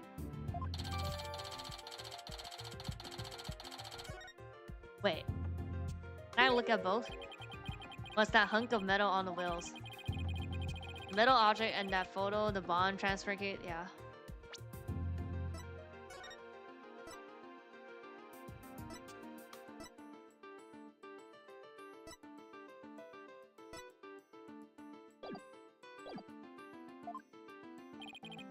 That's right. Is there some problem? China case was here in the courtroom number 4 when the bomb went off. Must have been there ever since. That's it. Have you remembered something? Yes, I just realized. Its position is different from before. Its positions? The position of what? The position of that big metal thing. The brown transport case. Yes, when Apollo and I went there, it was in a different place. Where the case is in the photo was open space, so it was easy to search the stand. I see. So where was the transport case when you and Mr. Justice saw it? As I recall, I think it was more to the right. The right. Well, then that means, in that case, the case was over there at the time of Apollo's attack. Huh. Who cares where the transportation case was then? What difference does it make? Nothing at all to do with what we're talking about. Objection! You like can't write on that area. Where the transport case was has everything to do with this discussion. In fact, it's so important that it's enough to turn the prosecution's argument on its ear. What? Well, that certainly sounds very relevant indeed. And you sound as though you know where the case was at the time of the attack. Yes, this diagram represents the crime scene as shown in the photo, and this is where the transportation case was at the time of the assault. Right here. Alright, have it. Vaughn transportation case was here at the time of the attack. Take that! I assert that this is where the transfer case was at the time of the assault. But that's inconceivable. Was this where the transportation case was when you saw it? Yes. Yes, that's where it was. Thank you. I'm sure the court has noted an interesting fact about this position. Covers up the writing in the blood. Exactly. The transportation case was in that position at the time of the assault. Then no message could have been written there because the case was in the way, which leads us to conclude that Mr. Justice could not have left that bloody writing. Why should we believe the defense claim that the case was in a different position? He's obviously lying. The fact that the case was moved after the assault on Mr. Justice is proved by more than her testimony alone. What? And where is this proved you're talking about? It's right here in the crime photo. Can't have seen this prove myself. Oh, the track was moved after her assault. I mean, this works right now. Take that! Honor food. Uh-oh. Uh-oh. Wrong. Wait. Oh, do I do the wheels? Sense feeling of doubt from you. I have no fucking doubt. It's just it's the tire tracks. Just taking a wild stab in the dark, aren't you? You're good. I bet you can also tell how I'm about to feel in a few seconds too. The pain? What? So I know was moved after assault. There should be some evidence of it. Better take another good look at the photo.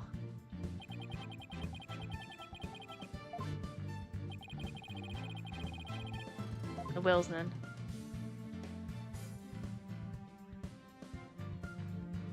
It's the tracks. Take that! What? Wait.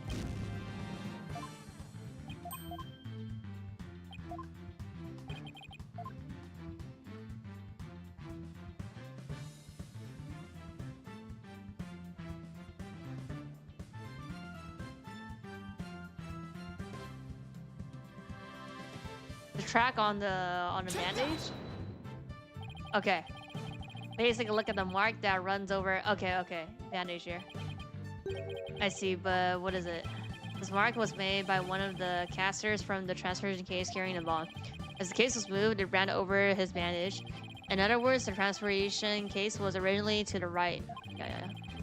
Then, after he was assaulted, the transportation case was moved. What? Just as she said, the case was covering the writing at the time of the assault. Therefore, it was impossible for him to have left that message in blood. No! You did it, boss. It was a real nail biter, but you pulled it off. Yep, that should bring down the prosecution's claim like a house of cards. Order in court. Mr. Wright, that was a very clever deduction. It was nothing. Nothing but pure genius. Take that, boss. Sensing a definite smug and braggy vibe coming off of you. Alright. I have just one question. Yes, Your Honor? If he didn't leave this message in blood, then who did? The assaulter, huh? What? Oh. Well. Looks like I should have taken that train of thought through the last station. Well, I've heard a lot about this So this is Mr.'s right infamous bluffing technique, is it? All the stealing brings back memories of the old days. Back when you carved out a name for yourself by bluffing your way through thick and thin. What? Gee. The judge kind of makes you sound no better than a 2-bit coin man. Made your argument with such confidence. Now I'd like to hear your answer as just as quick. This is no-brainer. Why are you sweating? Until the judge asked the question you didn't catch on either. What now? Hope you didn't bluff your way into the corner. Think. There must be a way. Dig myself to the truth somehow. Who could have written that message in the blood? Apollo didn't leave that bloody writing. Maybe it was Apollo's attacker who wrote it and made it look like Apollo did it. Yeah, that seems like the most reasonable explanation. But wait a minute, I just realized something. What? Look at the amount of blood in the photo. It doesn't look like Apollo bled very much. Wonder if it's even possible to write out was with just this much? You're right. Good thing Apollo didn't lose that much blood. That might be a factor in why he survived that assault. Since there was so little blood, that pretty much rules out his attacker, huh? I guess so, but if it wasn't his attacker, then... Oh, somebody else? What? Oh, it has to... Don't tell me it's like him. He did write it, but like, it means something else. Oh, okay, so yeah, we have to. I mean, I'm assuming it's the attacker. No, it's not him. What do you base this claim on? Oh, did I really need to base my claim on something? We don't. They don't. Okay, wait. So it's somebody else. Wait, what? That won't do. Penalty will make up for your deficit very nicely. Huh. Okay, so yeah, it's not Apollo. Okay, so who was at the crime scene? What the fuck? It can't be Junie. Oh yeah, wasn't there another person who shed blood at the crime scene? Oh, she. Take that! To be honest, I don't actually have any real proof of this. But I've come this far, there's no turning back now. Okay, so we still don't have proof. Besides Paul, there's one more person who shed blood at this crime scene. Person who shed blood. You don't mean? Oh, but I do. I believe it was Candace who left behind this message in blood. And be like, now this proves that she did the bomb or something. What? Are you sure you know what you're doing here? Not really. What kind of ridiculous assertion is that? If you had said the attacker left a message to throw people off, it might have made sense. At first glance, that would seem to be the most reasonable explanation, however. Apollo didn't shed enough blood to write such an extensive message. Uh-oh. Oh, I see. Even the photo makes it clear there wasn't enough blood to write all those letters.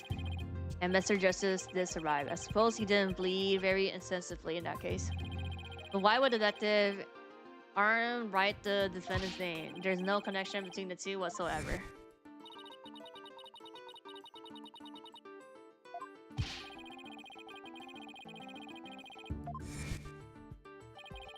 They had never even met each other. That's very true. Well then, let's see. Then maybe the intended meaning of the message is not what it appears to be. Yeah, like they added some few strokes. The intended meaning. Not what it appears to be. Maybe the message was not intended to be words. Yeah. Coming from you, that's quite the bold statement. No, it's not. That should happen like 10 times already. You wish to assert that this bloody writing could have some other meaning. Yes. For something I pull out of a wormhole, it could turn out to be true, right? Kelly says was, as anyone can plainly see. What other meaning could it possibly have? But she was an detective. Maybe was only means something to police, like a police scanner code, for example. Didn't think of that. It's not. You may have tricked Dishonor, but you never get the best of me. I have a thing for studying on the weekends, as you may have already guessed. And there's no such radio codes as woods in this state. Is that a fact? Don't look at me. I know as much as you do about police codes. Enough of this. I was quite taken with the defense new theory, but if they can substantiate it with anything, then I must end things here. Please wait. No? Very well. Before we discuss this theory any further, I demand a plausible explanation. So, what is the true meaning of the bloody writing? Well, I believe it's no stalling. Can't come up with an answer quickly. I will declare this discussion officially over. Trouble now. What other meaning could it have besides the obvious one? Maybe it means something in another language, or maybe it's a code. Think, you can do this. What piece of evidence? Huh.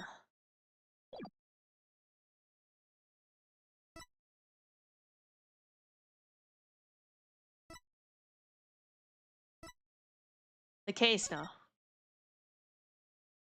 Yeah, it's like woods. Yeah, the 5. Yeah, it's this. Woods. Like the adult is this one. Take that! The bond transfer case.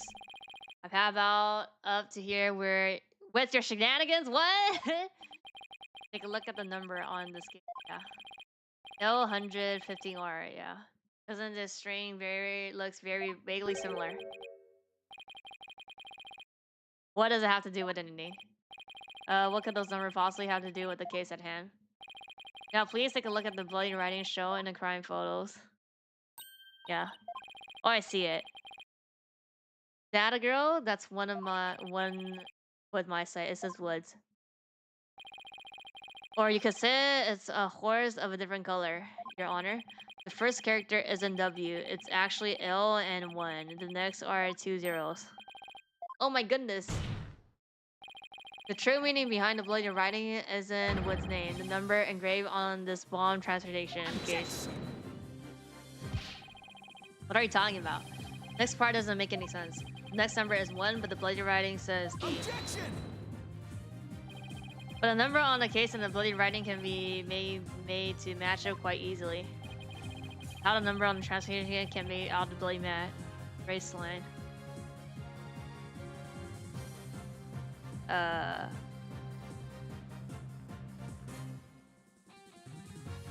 Number is a 5, it's a S, is the same. Just read it backwards. I think it's you should read it backwards though.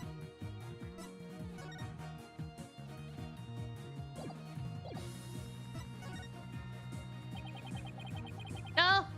Wait, what do you mean 2 lines? What the fuck are you talking about? 3 different. Wait, he's talking about numbers.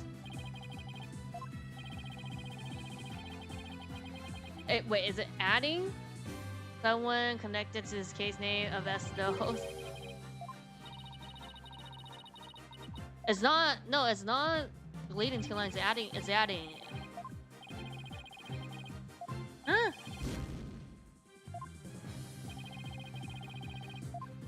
Reading backwards is the big verse.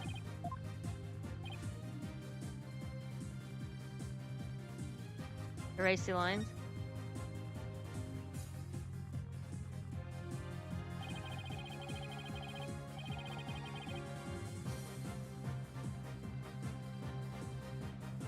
The curry part. Okay, I guess I thought they meant like the vertical ones because I was like, the D is like the curvy one. Okay, yeah, so it is too. Yeah, it's like that. Well, would you look at that? An honor isn't meant to be read as a word, it's a number. Which if you take away the final R, exactly same number that's on the bond transfer case. Erase 2 lines and they match up, you say. Oh, I can change anything to anything else simply by erasing 2 lines. What if we erase 2 lines for a name? What if, would you happily be Mr. Right? Well, would you? The only right spelling is right. Okay, I'm doing pretty well here, and I think I've drawn the right conclusion. Detective Arms' real message to us is the bomb transport case number. The two lines were added by the real culprit to intentionally mislead people. What? Original message that the left behind was the transportation case number, but whoever assaulted Apollo changed the message. Okay, but why did nobody saw the numbers 2 days ago? You're right, boss. Then what would you suppose the detective was trying to tell us? Good question. What does this number represent? Yeah. You see the number here? That is my identification number. Yeah, lost her life in a courtroom bombing. Her dying message could only have had one purpose. No. Tell us the name of the one responsible for the bombing. So don't keep us in suspense. Tell us who she really was trying to name. Yeah. Real culprit that the victim was trying to identify is none other than... Yep, on the charge of the courtroom bombing. Ted donate. Apparently, disabling bomb isn't his only specialty. Somehow, the victim must have realized that he was a bomber. So when she was caught in the blast, he left his bomb transportation case number as her dying message. He used his own ID number to finger him for the crime. Objection! Why would anyone go out of way to write an ID number? Wouldn't they simply write the person's name? Got a good point there. What do you have to say to that?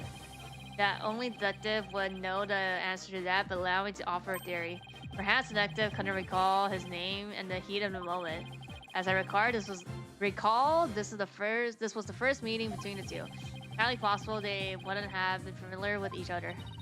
Maybe using an ID number was a way to hide its true meaning from the real culprit. Okay, the real culprit, if they saw the number, they would know. Okay, thus lowering the odds that they would erase the blood writing. That's complete BS, but okay. No matter what the reason is, the important thing is the meaning behind her message. The fact remains she wrote his ID number. Objection! Now, just one moment there. There hasn't been any proof yet that it was indeed the detective who wrote it.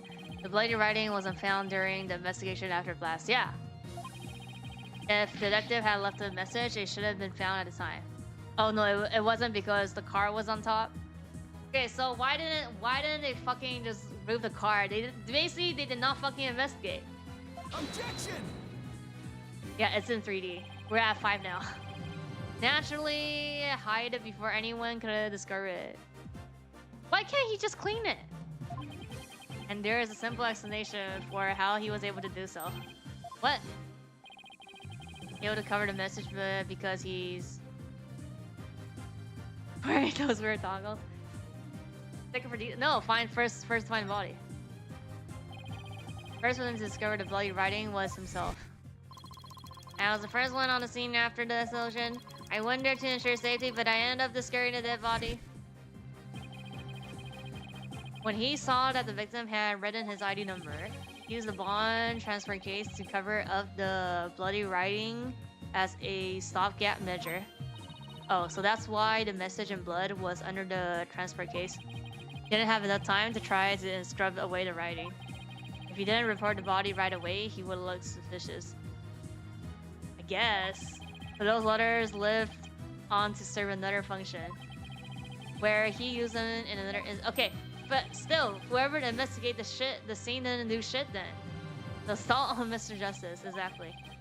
He hit upon a plan to use the bloody writing for his own purpose, so he didn't clean it away. Instead, he made it look like Mr. Justice wrote it by adding 2 lines to the writing that detective. Also, this is so easy to prove because, like, in real life, this would be like new blood. Like the 2 new, like the D and then like the W thing is like you could literally just be like, this blood is like two days, but this is like 1 day old. Less than 1 day old, basically. Change the meaning of the message. He made it look like Mr. Justice was accusing Miss Woods of the attack. So that means the only person who could have altered the bloody writing was the courtroom bomber, who was the same person that assaulted. So yeah, the assaulter is correct. It's just like they had to say like something else. Person is Ted Tonate.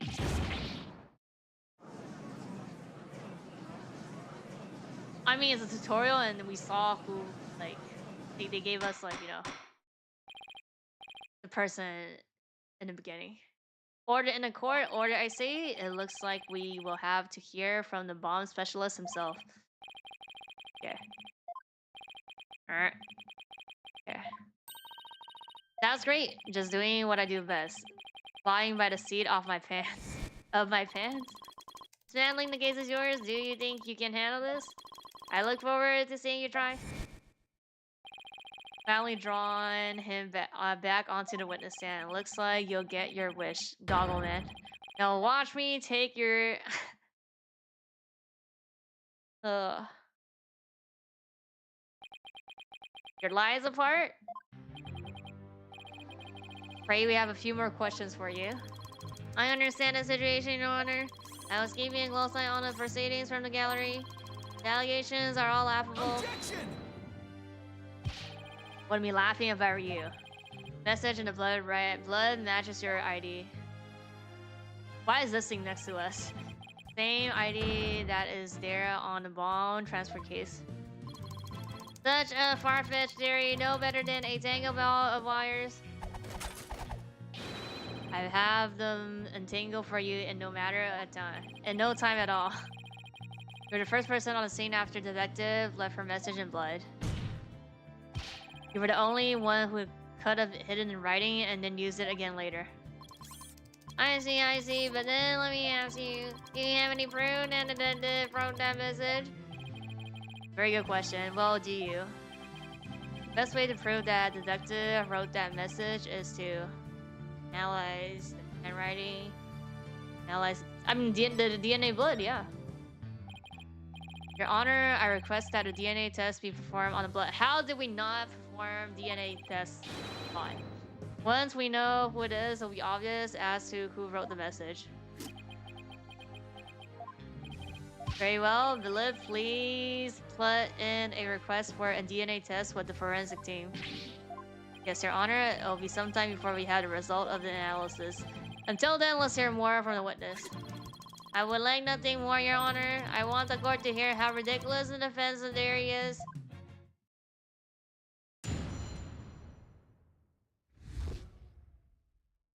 After explosion. I admit I was the first on the scene after the explosion, but there was no bloody handwriting there at the time. Anyway, there's no way Detective Aaron could have written it. She struck her head on the rubble and died near the courtroom entrance. It was too far away from where the bloody message was found. I mean, you could move the body though. You're saying that the victim's body was nowhere near where the writing was. Precisely, it is as plain as day that she could not have written it. It's true that the body was discovered near the entrance to the courtroom. Please take a look at this crime scene photo. Yep. As you can see, there's blood on the rubble near the victim's body. She must have died after hitting her head there. Wasn't there another thing near the stand though?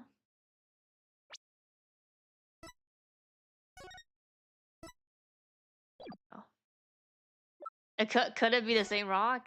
Well, I mean, this is also, you could just DNA and see who blood it is. I see. All right then. Ross. Do you have what it takes to take mine infallible testimony apart?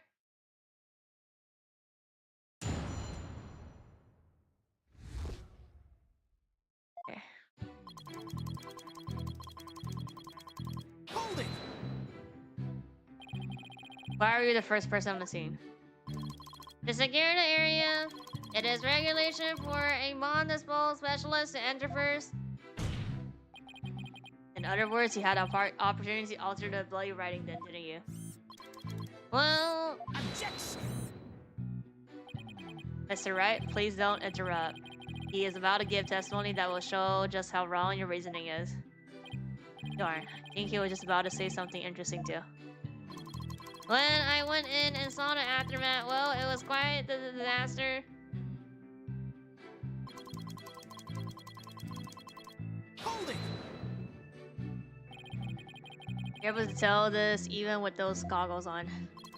With these goggles, there's no way I could have missed any something like that. I can see quite well with the... In fact, I can see every hair on your spiky head. Oh, you have a few grays, Mr. Wright. What? Where, Mr. Wright? You always work so hard. Keep our office together. Wait a minute. I don't have any gray hairs. Just kidding. Objection! Object to the witness attempt to prematurely give me gray hair. This court frowns upon untoward comments on a person's his or lack of therefore. Sensing a great wave of sorrow coming from the judge. My apologies, Your Honor. May I please continue my testimony?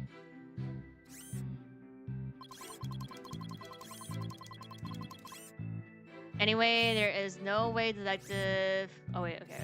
Hold it! If she didn't write it, then who do you propose did? Mr. Justice, of course. Just before dying, he wrote that name of his attacker. He didn't die. Jennifer Woods. Final message from your poor Samoran. Poor messages. I'm starting to get all misty-eyed. Paul's not dead, folks. How can you be so sure it wasn't detective who wrote the message? It is very simple. Genitas. That struck her head. She had struck her head on the rubble and died near the covered root entrance. Wait, oh, right here. Okay, so this. Right. Wait, did I press this? Hold it! This line or did it? Okay, yeah, I did. So it's, yeah, the picture one.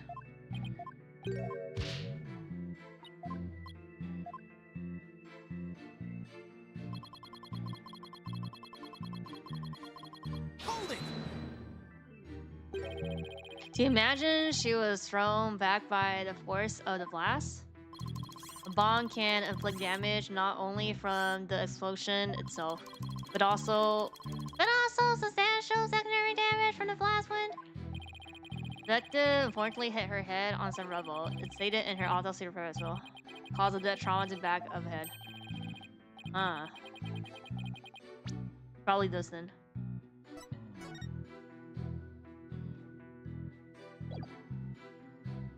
Impact with a flat object. Between 8 to 11. Now do you see the detective could have not written that message? The reason for that being too far away from where the bloody message was found. Hold it! It has to be the autopsy then. Or the photo. Isn't it possible she could have crawled to the area of the bloody message? If that was true, then how did she return the slot near the entrance? Somebody moved it. Maybe she crawled back after writing it. Hey, did this guy just hump me? Would you like to get down on the floor and give us a demonstration of your theory? Oh, no, thank you. The victim's blood and the writing are several yards away from each other. There's no way she could reach. Quite the conundrum. So that means something is off somewhere. Must be a contradiction. Maybe the body was moved? Yeah. That doesn't explain how blood got onto the rubble. What if that was done by the road carpenter after the fact? If that's the case, then something about that might contradict the evidence we have. A flat object, no? I don't think a rebel is a flat object, no. Yeah. Structure here on a rebel. That's not a flat. That's not. It's this one. It's not a flat object, no.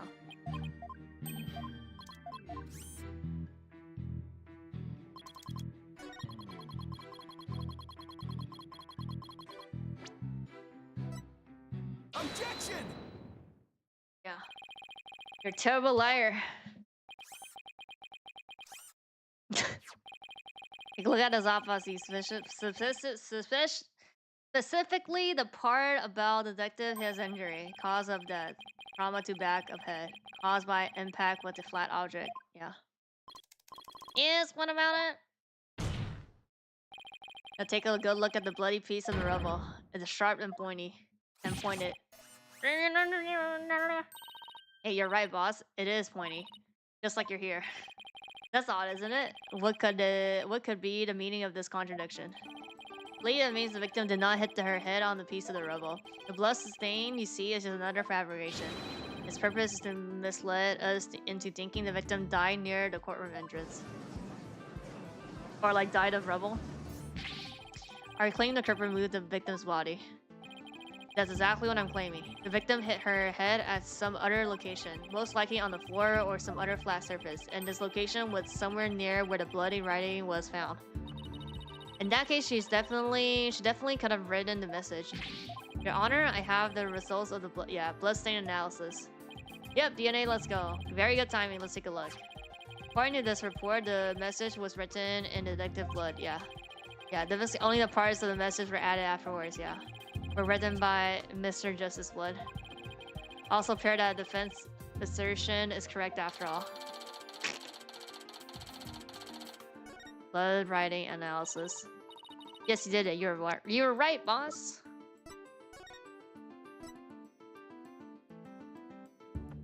Okay. Now I have to drive it home. I have to take a good look at the bloody writing analysis later. I mean, there's nothing to look at. It's just...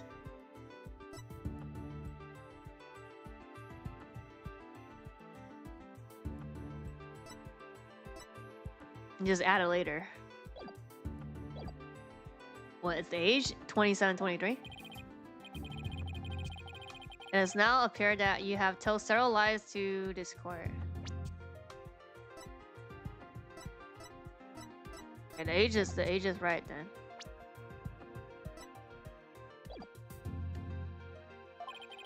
Hope you have some sort of explanation for yourself.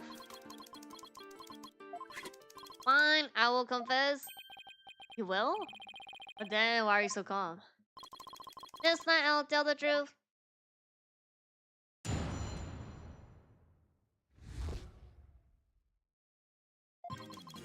It is true that the detective or my ID number, she very plainly wrote L100 15R. I was shocked, but I did not deny the bomb. The detective must have mistaken me for the real bomber. I did not want it to be accused. I moved the body and covered the writing. My bad. I see. So it is your assertion that you merely moved the body. Is that it? That is correct. I did not kill the detective. Oh well, if that's all you did, then wait a minute. And that in and of itself is a criminal act. That is you finally crossed that finish line, Your Honor. Very well done, your cross.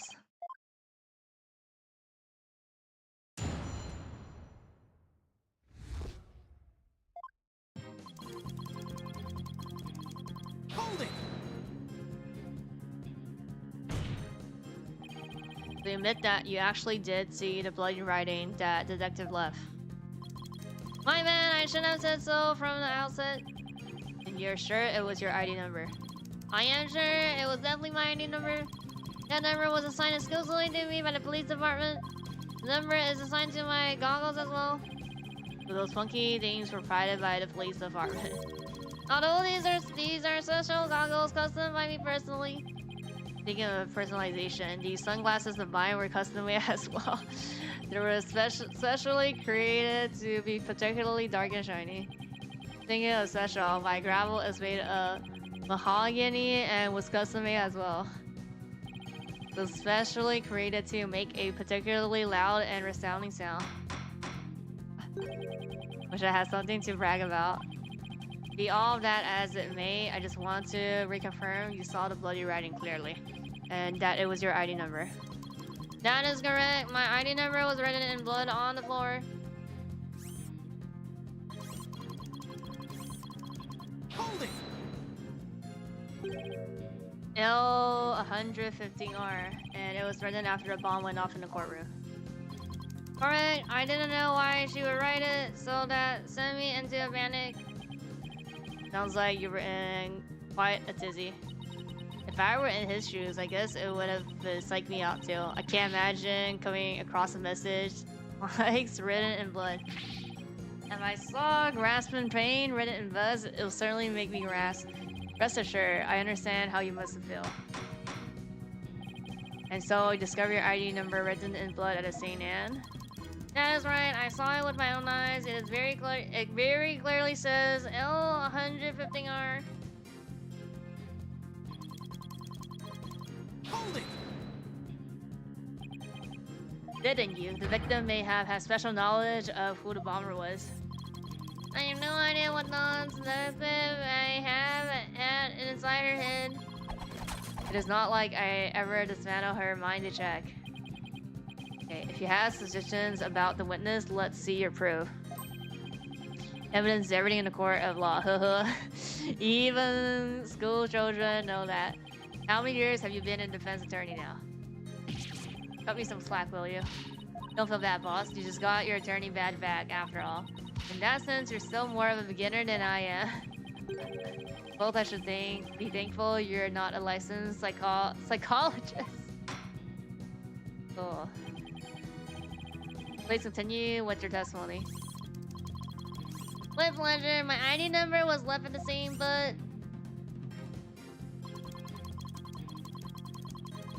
Hold it! If I'm mistaken, do you mean you had nothing to do with the explosion? That is correct. That is why I was so shocked when I saw my ID number. Victim may have suspected him for no reason other than the fact that, as a bond specialist, he was in charge of the bond. In other words, a false accusation is vocational discrimination. I say. Do not support discrimination of all kind, of any. Well spoken, Your Honor. If the victim had been found to be killed with a gravel, Mr. Blue Suits over there probably would have pinned the crime on you. He would? Well, that just wouldn't do. Mr. Wright, if you dare to try to pin anything on me, I'll find you in contempt of court. But I never even try to harm a hair on or a strand of your beard. Your Honor. Well said, Mr. Ring, because I am so closely associated with bonds, I was afraid I would be prosecuted if anyone saw the bloody writing. Okay. So... what's the line there? You didn't think to clean away the bloody writing? I didn't have time. By the time I found the message, the blood was already dry. The police were waiting just outside for me to secure the room. And I still had to move the body. I was in a panic. When I was in despair, I desperately covered the writing with my gaze. Didn't you think the police would find it during their investigations? Feel like they won't. Regulations literally only specialists may touch transportation cases. Well, I guess. Because of the danger, you see. Thought I would clean up the writing once they were finished. My bad. My bad? Does he really think that will just magically smooth everything over? This guy is something else. And I don't believe the detective dying was just... message was just some mistake. Won't really go out of this that easily. What did he see when he first discovered the bloody writing? There has to be a contradiction hidden in his testimony somewhere. Where?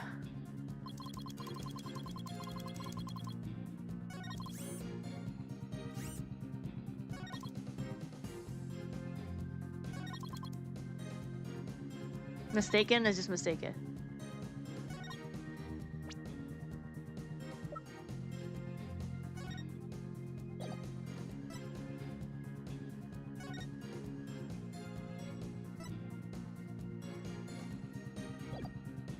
Objection! Uh-oh. Guilty! If it's not that, it's the photo. Got it wrong. Or does it give you a penalty? Okay, we die. That's enough. I see no need to further prolong this trial. The defense case is insufficient to overturn the prosecution's claim. This court finds the defendant, Juniper, was... Oh. Okay.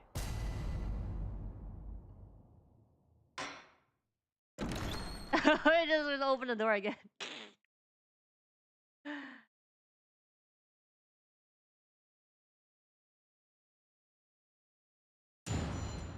Okay.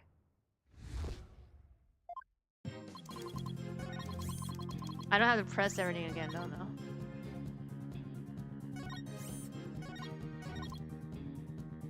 Must have mistaken. I think it's this line.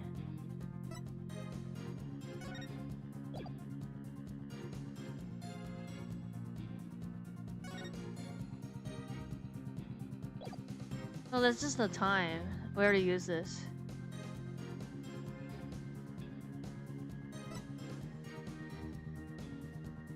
It can't be in this case then, no.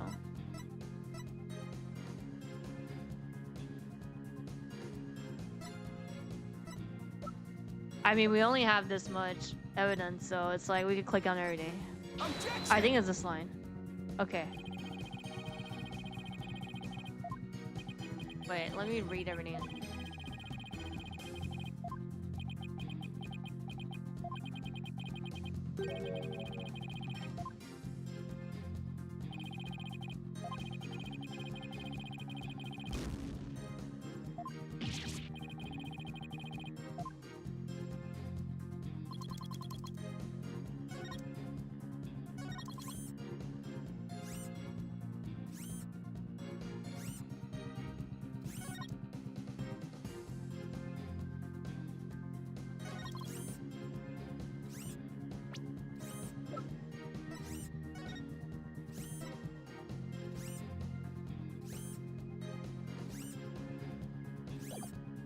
Is it because he tried to pin it though? Instead of washing? Like my bad? Oh, I could even consult. Not wanting me accused, yeah, but then you try to pin it though, no? Objection! No?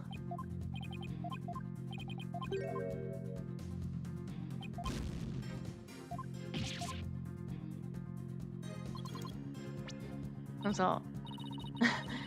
Something here, he sent something wrong? That's right, let me show you which statement I thought was strange. Okay. So I have to compare the evidence with the statement, she points out. Plainly wrote it. Okay, it's this line. L115R.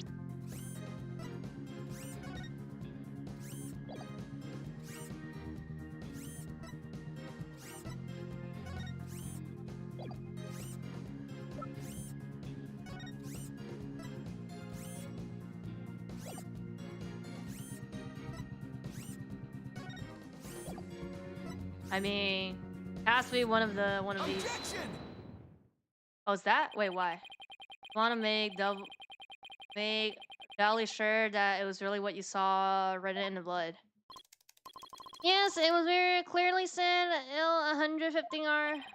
That's odd because that's not what I see, huh? Objection! Oh, like we're saying the woods? What on earth are you babbling on about now? Wasn't it you claimed the bloody writing was this ID number in the first place? You go look at the photo in the bloody writing analysis. Tell me, does it really says L115R? Well, I mean, we're saying that he added the 2 lines. Oh, something is missing, isn't it? And that something is the final R.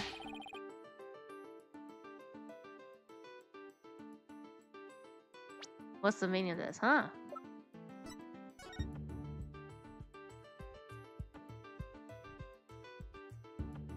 Oh. Oh, yeah. Even here, no? We don't see the... I mean, it got chipped. Oh, alright. Now I remember there was no R on the end. It was just a slip of a finger, my bad. Come back, my beautiful contradiction. I mean, it's not really like... Not so sure it was just a simple slip of the finger. Might have something for me? Sense that he's extremely agitated, almost panicked. He does look pretty flustered. Well, it appears it was nothing more than a mere mistake. I don't know. Did he really just make the typo? What about the R? Did he really see? He thought he saw R. He actually saw it. Yeah, he actually saw it, but then it got chipped again. He really did see the R. There's no R anywhere. I mean, it's right there.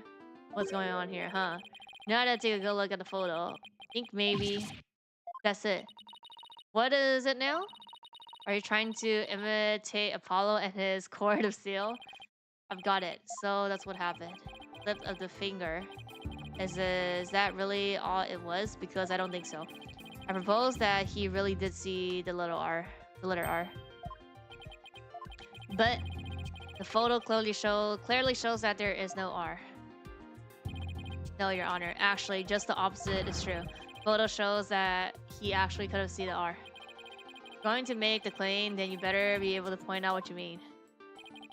What part of photo shows that he could have seen the R? What do you mean? Right here. What the fuck are you talking about? Take that! Please look here on the right of 5. Do you see a little bit? Okay, yeah. Little red, yes, I see it. Just on the edge of where the floor is broken up. Yeah. That's the R that he saw. Objection! It's true that the witness wears some very, very odd goggles. Okay, so it's like... No, it's... The R is just... It got chipped away. But... It was always there. So, you know. I don't know. Nor his brain power? But that doesn't mean his eyesight is bad, nor his brain power. What part of that little smuggle looks like an R to you? No, like, it was an R, but it got broken up and got covered or something. Objection! But what he saw wasn't that little split. There was a whole and complete R written there. Yep. Before the floor was damaged by the explosion. Yeah. Oh well, that explains it. Huh? Care to explain what you mean? Because you just proposed that everything happened in the same exact opposite order. Yep, because that's the way it really went down. Timing of when the R was written turns everything about this case around. Yeah, the floor was damaged by the explosion, then when was it? Okay, so it was before the explosion. Yeah. Okay. With the bloody message running off the edge of the damaged floor like that. We can only conclude that it was written before the explosion. But that's ridiculous. If that were true, it overturns your own premises. That's right. It does. In fact, it turns everything upside down. The victim was not killed by the explosion in the courtroom. She was killed before the explosion ever occurred. I mean... But that was pretty obvious. Order in a courtroom. In a court? What kind of preposterous claim is that? Have you forgotten that the victim's body was found at the scene of the explosion? Objection! True, but consider the scenario. She was hit on the head and killed before the explosion. Or even before the trial began. Her body was subsequently placed in the courtroom ruins after the bombing occurred. That way, it could have made it to look like she was the victim of the blast. What? Yeah, it's like what, 9 to 11, so it's like here's an hour time, like there's a time range. Sounds like we had better look into what the victim was doing before the trial. Did anyone see the detective before the trial? Let's see. According to the police report, here it is. One person saw the victim before the trial, and that person was Ted Donate. Wait, what? No one besides Mr. Donate saw the victim. That appears to be the case.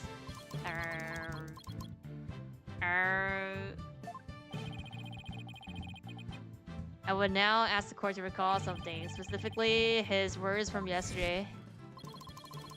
It was when the detective and I were transporting the bomb. Oh my. Just for the trial, you were with the victim. The two of you were together at the scene of the crime. Courtroom number 4.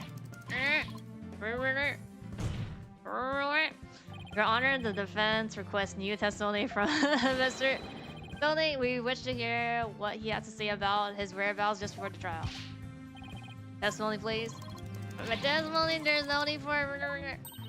Completely unnerved. Must have hit the nail on the head. Because the ruse, all I did was transport the bomb to the car. I already told you. Blast this thing. I was only in the courtroom with the victim because of our worry. I was only transporting the bomb there. Objection! You and the victim were alone together at the scene of the crime. In other words, you certainly had the opportunity to commit murder, did you not? Objection! Do you always leave yourself so open to attacks? What now? Yes. Mr. Tony may have had the opportunity to kill Detective Arn, but an important piece of your assertion is missing. What important piece? The murder weapon. What do you claim was used to kill the victim? A flat object? Kane has a point. Even if he had a chance without the weapon, we can't accuse him of the crime. Well, or yes, that's right. I didn't have any sort of things that could have be used as a murder weapon on me. Couldn't possibly have killed the detective. Did he really have nothing he could use as a murder weapon? Just the case. The transportation date. What is it? Just looking over the victim's autopsy report, I'm hoping there's something in there that can point us in the right direction. Yeah, flat object. Well, it does say she died from trauma to the back of the head with a flat object.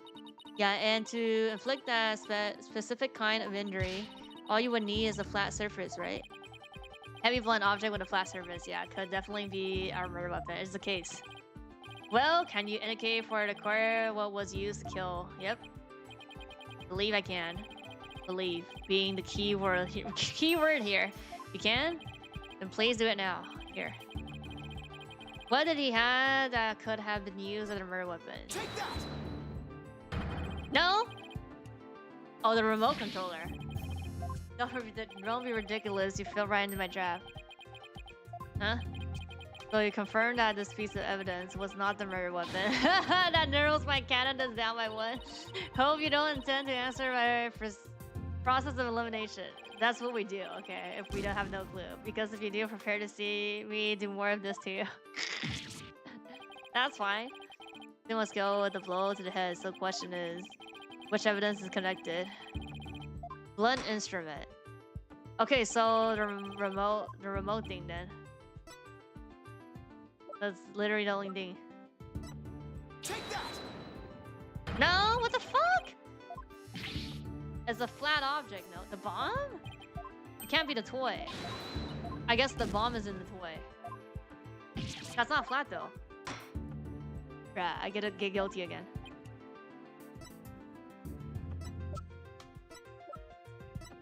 Bruh, can't be this. Take that!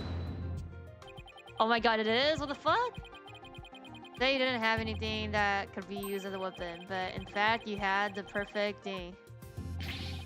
What? Oh, because it's the same?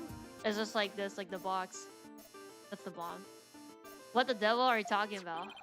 You had this. That's the bomb. Now you were trying to prove that the victim wasn't killed by the bomb blast. Yeah. The bomb blast? No, but I believe Candace was killed with this bomb. Because this is the blunt object that delivered a fatal blow to her head. Okay, and then there was like a chip off the time. Where the time was at. That's what we're claiming. Please recall the description of the detective head wound. Trauma to back of head caused by an impact with a flat object. We assume this injury was sustained when her head hit the floor. But a blow from any flat side of this bond could produce the exact same with Brandon. But yeah, it would be the same with the two things that I presented because they're flat.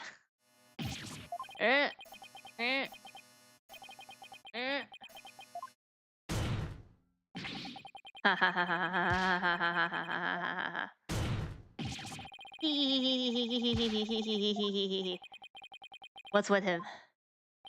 They shoot, then show me proof. Where's the evidence that I hit the victim with a bomb? Yeah, it's on like the time being. He's right. I don't have anything decisive.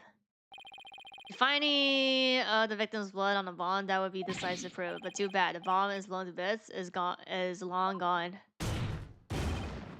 Oh wait, but why do we see it? Boom, game over. Yeah. It's gone, but why do we see this? Oh, there's a photo. Wait, what then? How do we see this crack then? If it was blown. Right, is there really nothing on the bomb in the photo? Yeah, here. This one. I don't see any blood or anything. There's a crack here. Yeah, time display is a little broken there. Maybe it broke when it made contact with Detective's head. Definitely a distinct possibility, but unless we find a fragment with the victim blood on it, it's not going to go on. Not going to count. I guess you're right. Well, by setting off the bomb, he managed to obliterate all trace of murder weapon. What in the role do I do now? Times like that, I've got to change gears and look at things in a different way. Instead of looking for the things he wasn't able to hide, I should be looking for a way to expose the things he did hide. Murder before the trial started. Then he placed her body in a courtroom after the bomb went off, which means there was something he needed to keep hidden under then. Then I think I had just the thing. The remote controller. You had to hide this. Take that! No! Wait, what was gonna hide? The plush. What? Do not understand what you mean. What do you mean? Guilty, okay. Meaner. What did he wait? He had to hide. I mean, he had to hide the bloody writings, which we already proved. Like, he already confessed that part.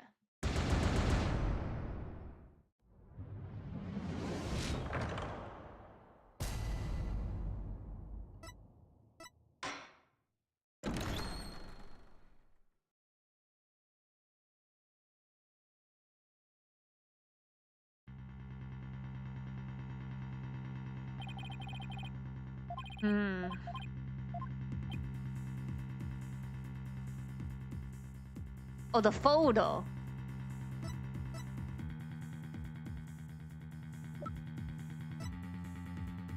So it's either her or the blood. Yeah, the blood you're writing now.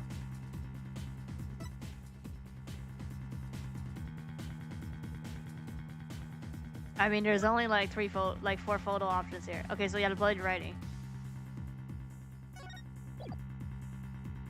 I mean, there's literally 4 photos, so... Take that! Okay, nope.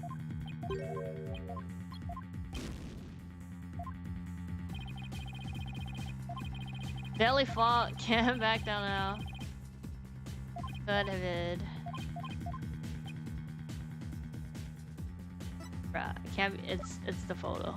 It's one of the photos, so... Take that! Current volume photo, okay. Something we've been overlooking. Murder took place before the trial. Then he would have hid the body somewhere during the trial. Oh, okay. If we can figure out where that hiding place is.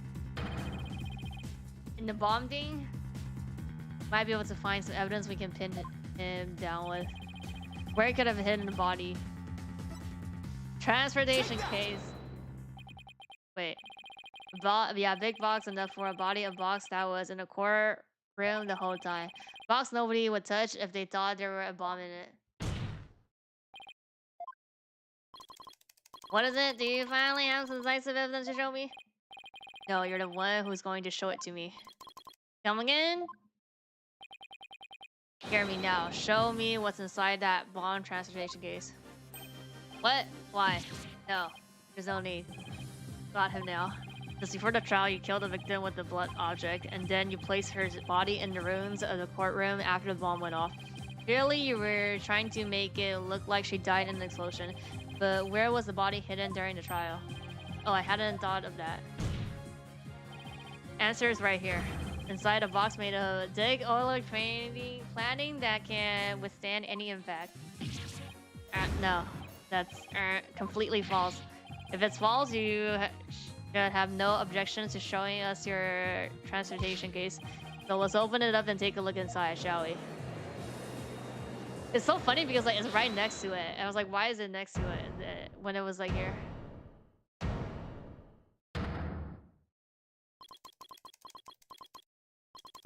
Let's not if you value your life. Yep. What's he's up to now? Be like, the bomb here can boom right now. Remain calm and listen carefully. This bomb will detonate in 5 minutes. What? I repeat, this HA3000 will detonate in 5 minutes. What's going on? Your Honor, I recommend you endure this trial before the song goes off. Are you threatening me? I am the only one who can disable this bomb. If you do not want to die, your only option is to listen to me. Didn't you say that's just a training model fake to practice on? I did, but I also lied. This is the real deal. This is the HA3000. The HA3000 was used to blow up the courtroom number 4, wasn't it? How do you know it was the real HA3000 that blew up the courtroom number 4? Huh?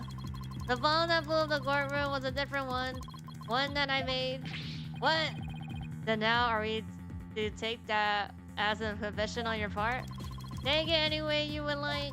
Just before the trial, I took the HA3000 out of the stuffed animal and put my own bomb into it. That was the bomb that exploded and destroyed courtroom number 4. Please be reasonable. Do you really accept us to believe a crazy story like that? The HA3000 is so unique, I had never seen anything like it. It is so unique that I cannot replicate the detonated mechanism. So I just had to have it. Besides, did anyone look inside the stuffed animal during the trial? Did anyone check to see if it really was the HA3000 in there? I must confess, no one opened the stuffed animal to check. What the fuck is, like, what is this? Incapable investigation shit team. That's why we have to investigate. On the scene. So there really is a possibility that the bomb was switched out. No, not a possibility. A certainty I did it. So he had a real bomb with him this whole time. Yeah, better get out of here while you can. You do not have much time.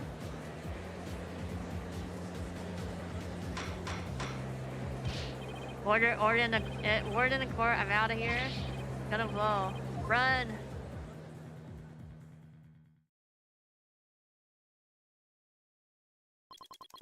You four are still here? Well, aren't you brave? I just wouldn't do it for the judge presiding over this court to run.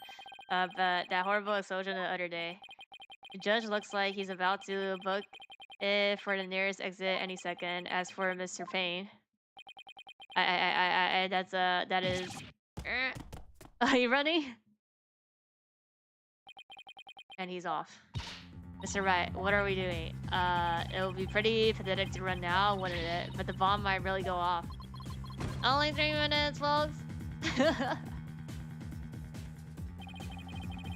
Is that bomb really the HA3000? What should I do? Run like a yellow blood chicken? Bruh, I think we have to stand, right? Wait, let me see. Run like a yellow blood chicken. And we don't have a choice. No, I can't do that. Yeah, I can't do that. Can't run, not now. You're right, that look on your face. You weren't thinking of running away like a yellow village chicken, were you? Boss, I never would have expected that from you. I only thought about it for a second.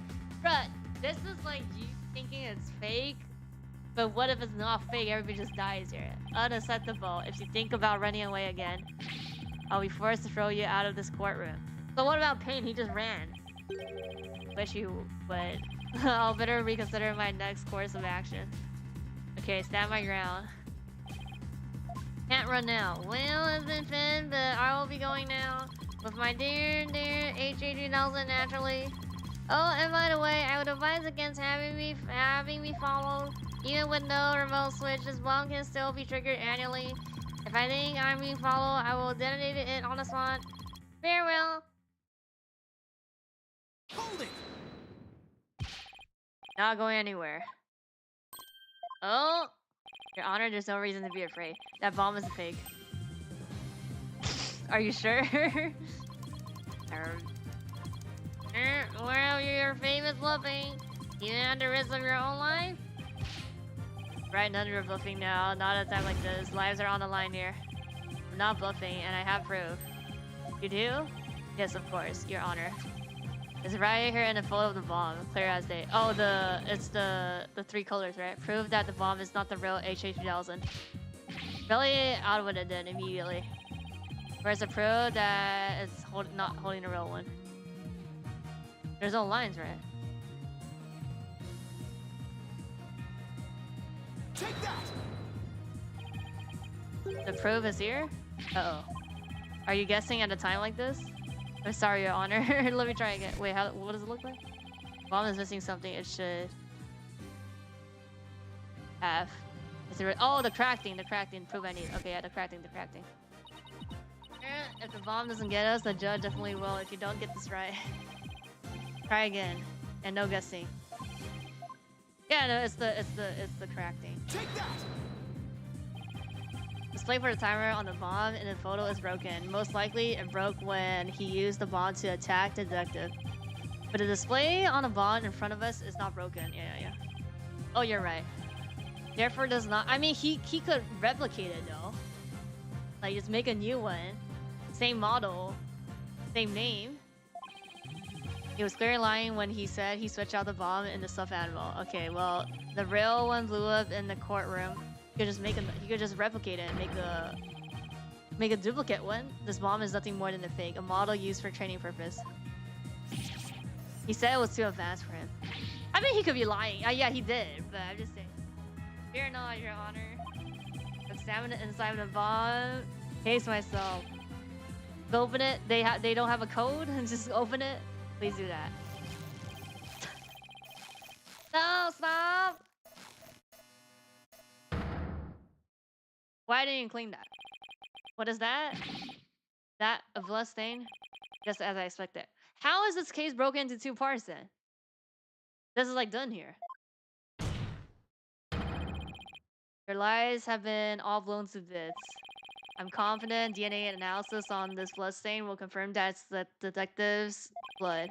And those results will conclusively prove that you murdered detective. How about it? Think you can dismantle this decisive evidence?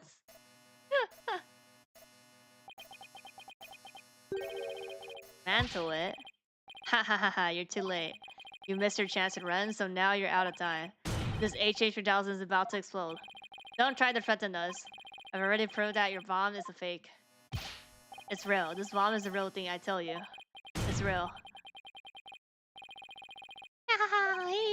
Okay, can I see stage 2? Mad Bomber, party of 1. There's no time left. It's going to blow. I have to disarm it. I have to take it apart. I can't dismantle anything. I can take apart evidence. I can take apart bomb. I mean, he could just place it here and then just run. Like, even if it's fake, that's how he escapes. There's no reason for him to stay here. Dismantle. I'm not gonna make it. Only one thing left to go.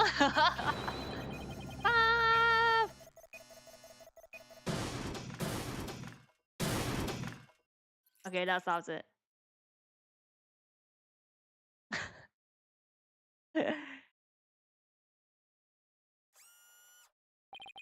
Made it.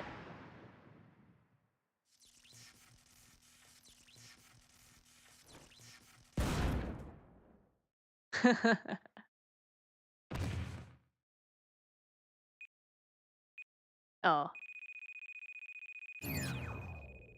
Game over. This vandal attempt failed.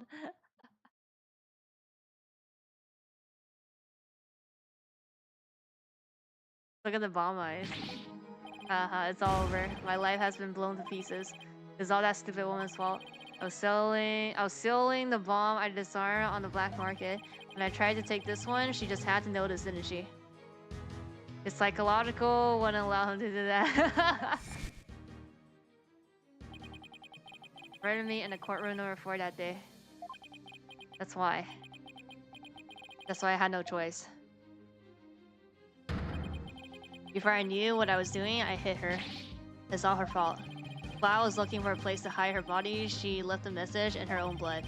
The trial was about to start, so I didn't have time to clean it up, and now all this. I thought for sure I could disguise her death with an explosion. Then that stupid defense attorney started sticking his nose into my business. After my testimony yesterday, I went to court for number 4 and found that kid all up in my bond transfer case. That's when I snuck up behind him and bam. And then the idiot police arrested that little girl. Thought for sure I could pin it all on her. Wait, what's part 2 of this case then? Why? Oh, why?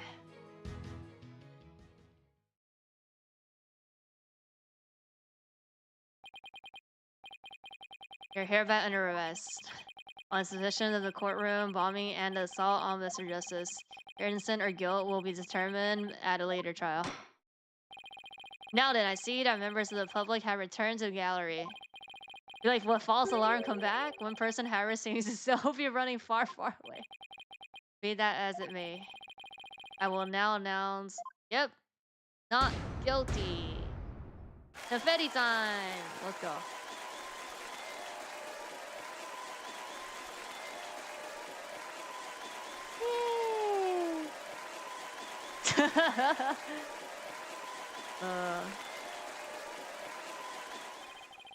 Corn isn't dirt?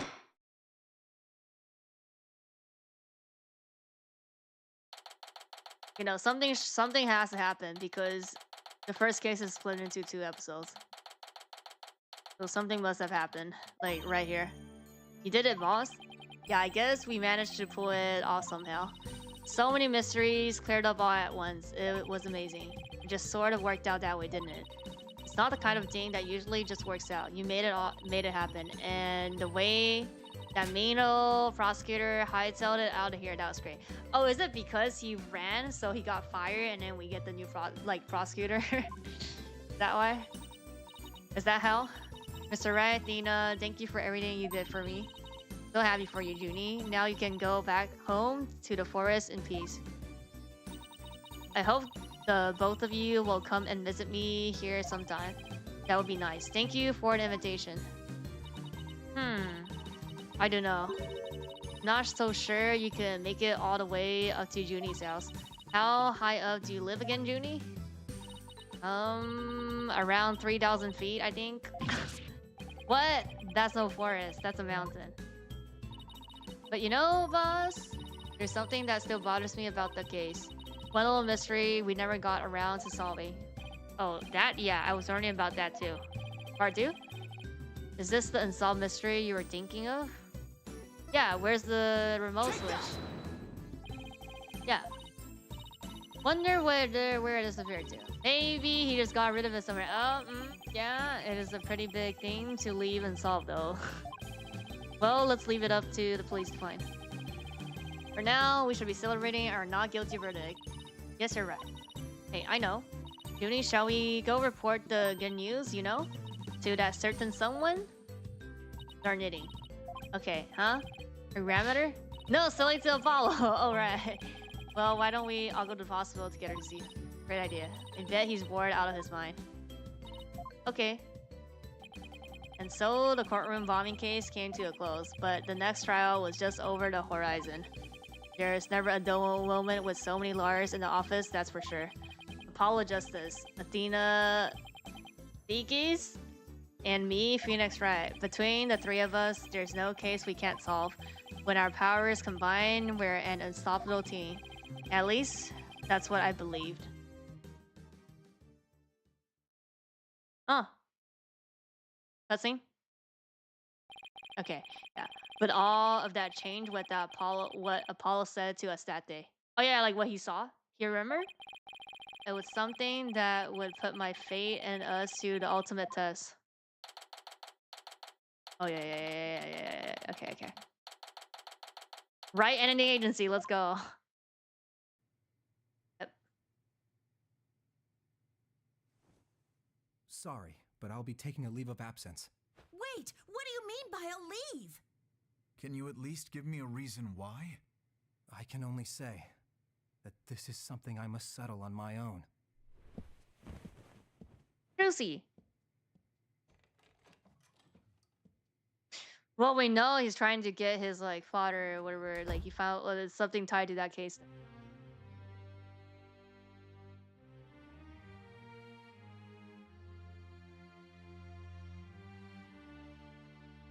Oh, why, Apollo? I mean, fodder and Why are you mutter. shutting us out?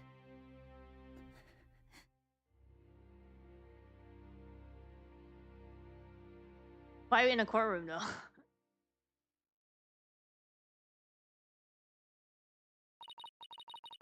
What happened to you, Apollo? Ever since you put that jacket on, changed.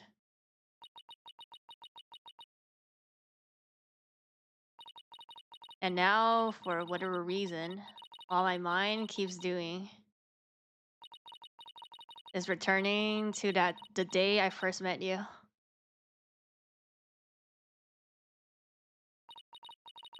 We had tackled our first case together, he and I, this past spring.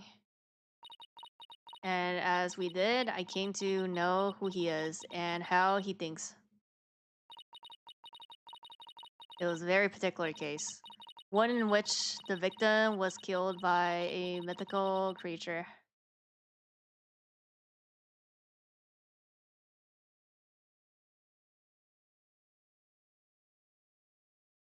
Huh. Oh, N. Okay, yeah, it's N. Okay. So I'm assuming.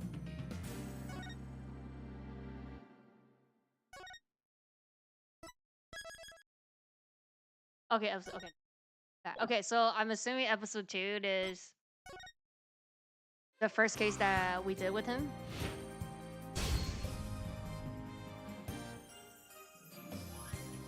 Wait, this is like short. This is short. This is shorter than what I thought then.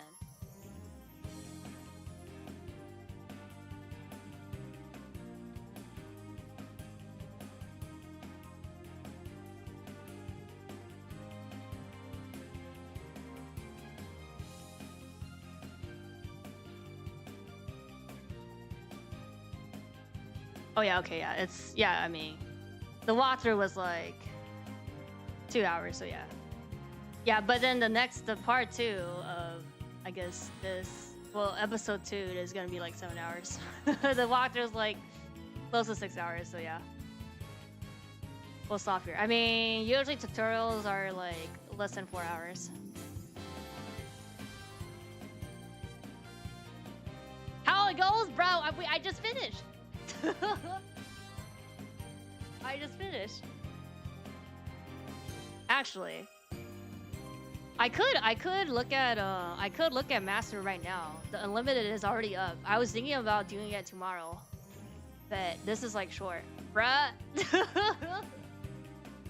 No, because it's the tutorial. It's like the first case of 5. That's why. That's why it's like only 3 hours. I was playing my Yu-Gi-Oh tournament.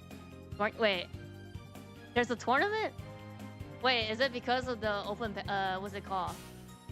What's that thing called? Fuck. Sneak peek opens for the K9?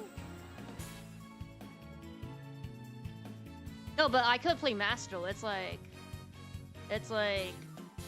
early still.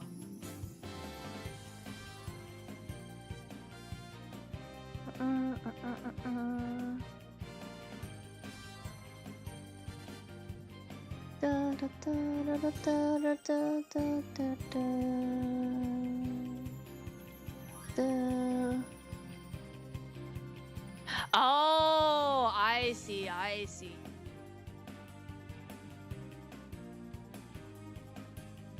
Okay, but yeah, I could restart stream. I could do Master Duel. I could do some unlimited stuff. we could do some limited stuff. Let me go get food, and then I'll be back in like 2 minutes. I'll like restart stream, so it's split correctly. If you want, yeah. I think it's better to do it now. Yeah, get food. No, like I'm just gonna get like some snacks. I usually eat before I stream anyways. Okay. I'll see you guys very soon. Like in like 2 minutes.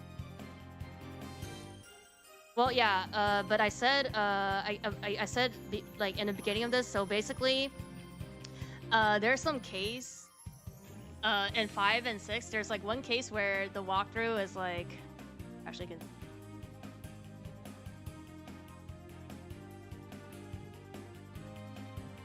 Okay, no, not in 5. Not in 5 actually. Well, the end of 5 is 6 hours, so that's like a 10-hour stream, kind of. But there is a like in 6 where it's like his backstory is like it's like close to 12-hour walkthrough. So I'd rather break it in like 3 streams. I could probably do it in 2 streams, but it would be like like a 12-hour walkthrough means like it's at least like 14 hours gameplay. So let's just say 15 hours. So if I break it into 3 sections, it's 5 hours per section. So, and there's also, yeah, in 6 there is a one that's like 7 hours, but that's probably under 12 hours. But I might have to break some stuff. There's also like one case in Ace Attorney where it's like, I think it was like more than 10 hours walkthrough. So I was like I was trying to look at my schedule. I'm like, I'm projecting that I can finish the entire game, like entire mainline game by maybe February of next year. But yeah. What's on the menu? What do you mean what's on the menu? Oh, no. I'm just gonna get food. I have some like fruit. Like I have some snacks. There's no menu. What menu? I mean, I ate before I went to stream. I ate like udon. Like I went out to eat. I don't cook. What's on the? I don't cook. I'm afraid of fire. Yeah, fruit on the menu. I'm gonna see what I have. I think there's fruit. And then, well, I mean, there's other stuff where it's like you have to microwave it, I guess. But I'm actually not that hungry, but I could just get fruit. I have a fire phobia. It's not like I have a phobia, but like, you know, the matches, I'm just afraid that I get burned. It's like, if you want me to cook some fries, I guess I could, but I'm afraid that you know how you close the stove and if you don't close it, you might get poisoned because of the chemicals. And I'm fortunate that I don't need to cook. So, yeah. Like microwaving is just like you put it and then I just wait till it cool off, you know? So it's like, I'm not like close to it and then there's no like water boiling or like oil splashing. But yeah, I'll get food. I'll be back like very soon. But yeah, for Ace Attorney, yeah, I was thinking like if I could finish it this year, I'm like, I'd rather not. So, but we'll finish it next year for sure. So yeah. Also like, we're only like, what, six episodes? Which is like a couple of months done of the Legacy of Duelists. I'm not sure if I want to do GX2 Academy. We'll see. But like that's gonna end soon because it's like it's 2 episodes per gens, and then we're doing Zexo next week. So it's like two Zexo, 2 Arc 5, 2 Reigns, and that's done. So yeah. But yeah, I'm gonna go get food and I'll be back. Yeah, we'll do episode 2 next week. Do I have that? I have to check. If not next week, in 2 weeks. A few games coming close. No, just Legacy of Duelists, because I know like basically there's 6 chapters. For Pokemon Renegade, I don't know when it's gonna end. I don't see the end. We'll have to see. We'll have to see. I'm gonna play ZA anyways. So like, first of all, I don't think I'm gonna beat it before ZA, and then I'll have to see. I mean, we're close to going to the 3rd gen, but it doesn't seem plausible. But it's faster now because of rare candies. I don't think Renegade's ever ending though. That cannot happen. That cannot happen. That cannot happen. It has to end. I don't know what like. I don't know. We'll see. We'll have to see. Because like if I cheat, then it's like what I save. It's like if we pass a gym, we have a save state. Like that's how I guess we could cheat. So then we don't have to like restart from the start, but we restart from the last gym. So like I could save state. I don't know. We'll see. I'm gonna still try to go to Fantina normally, or like beat Fantina normally, and I'll save anyways. Like after gym or something. We can't even get past Fantina. Okay, we couldn't get past Fantina last time because I was trying to get the Dust Stone for Black Wings, and I got killed by the little girl again.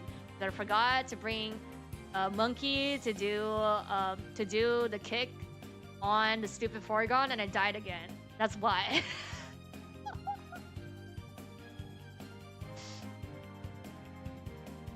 Anyways, I'll be back in like 2 minutes. I love this music.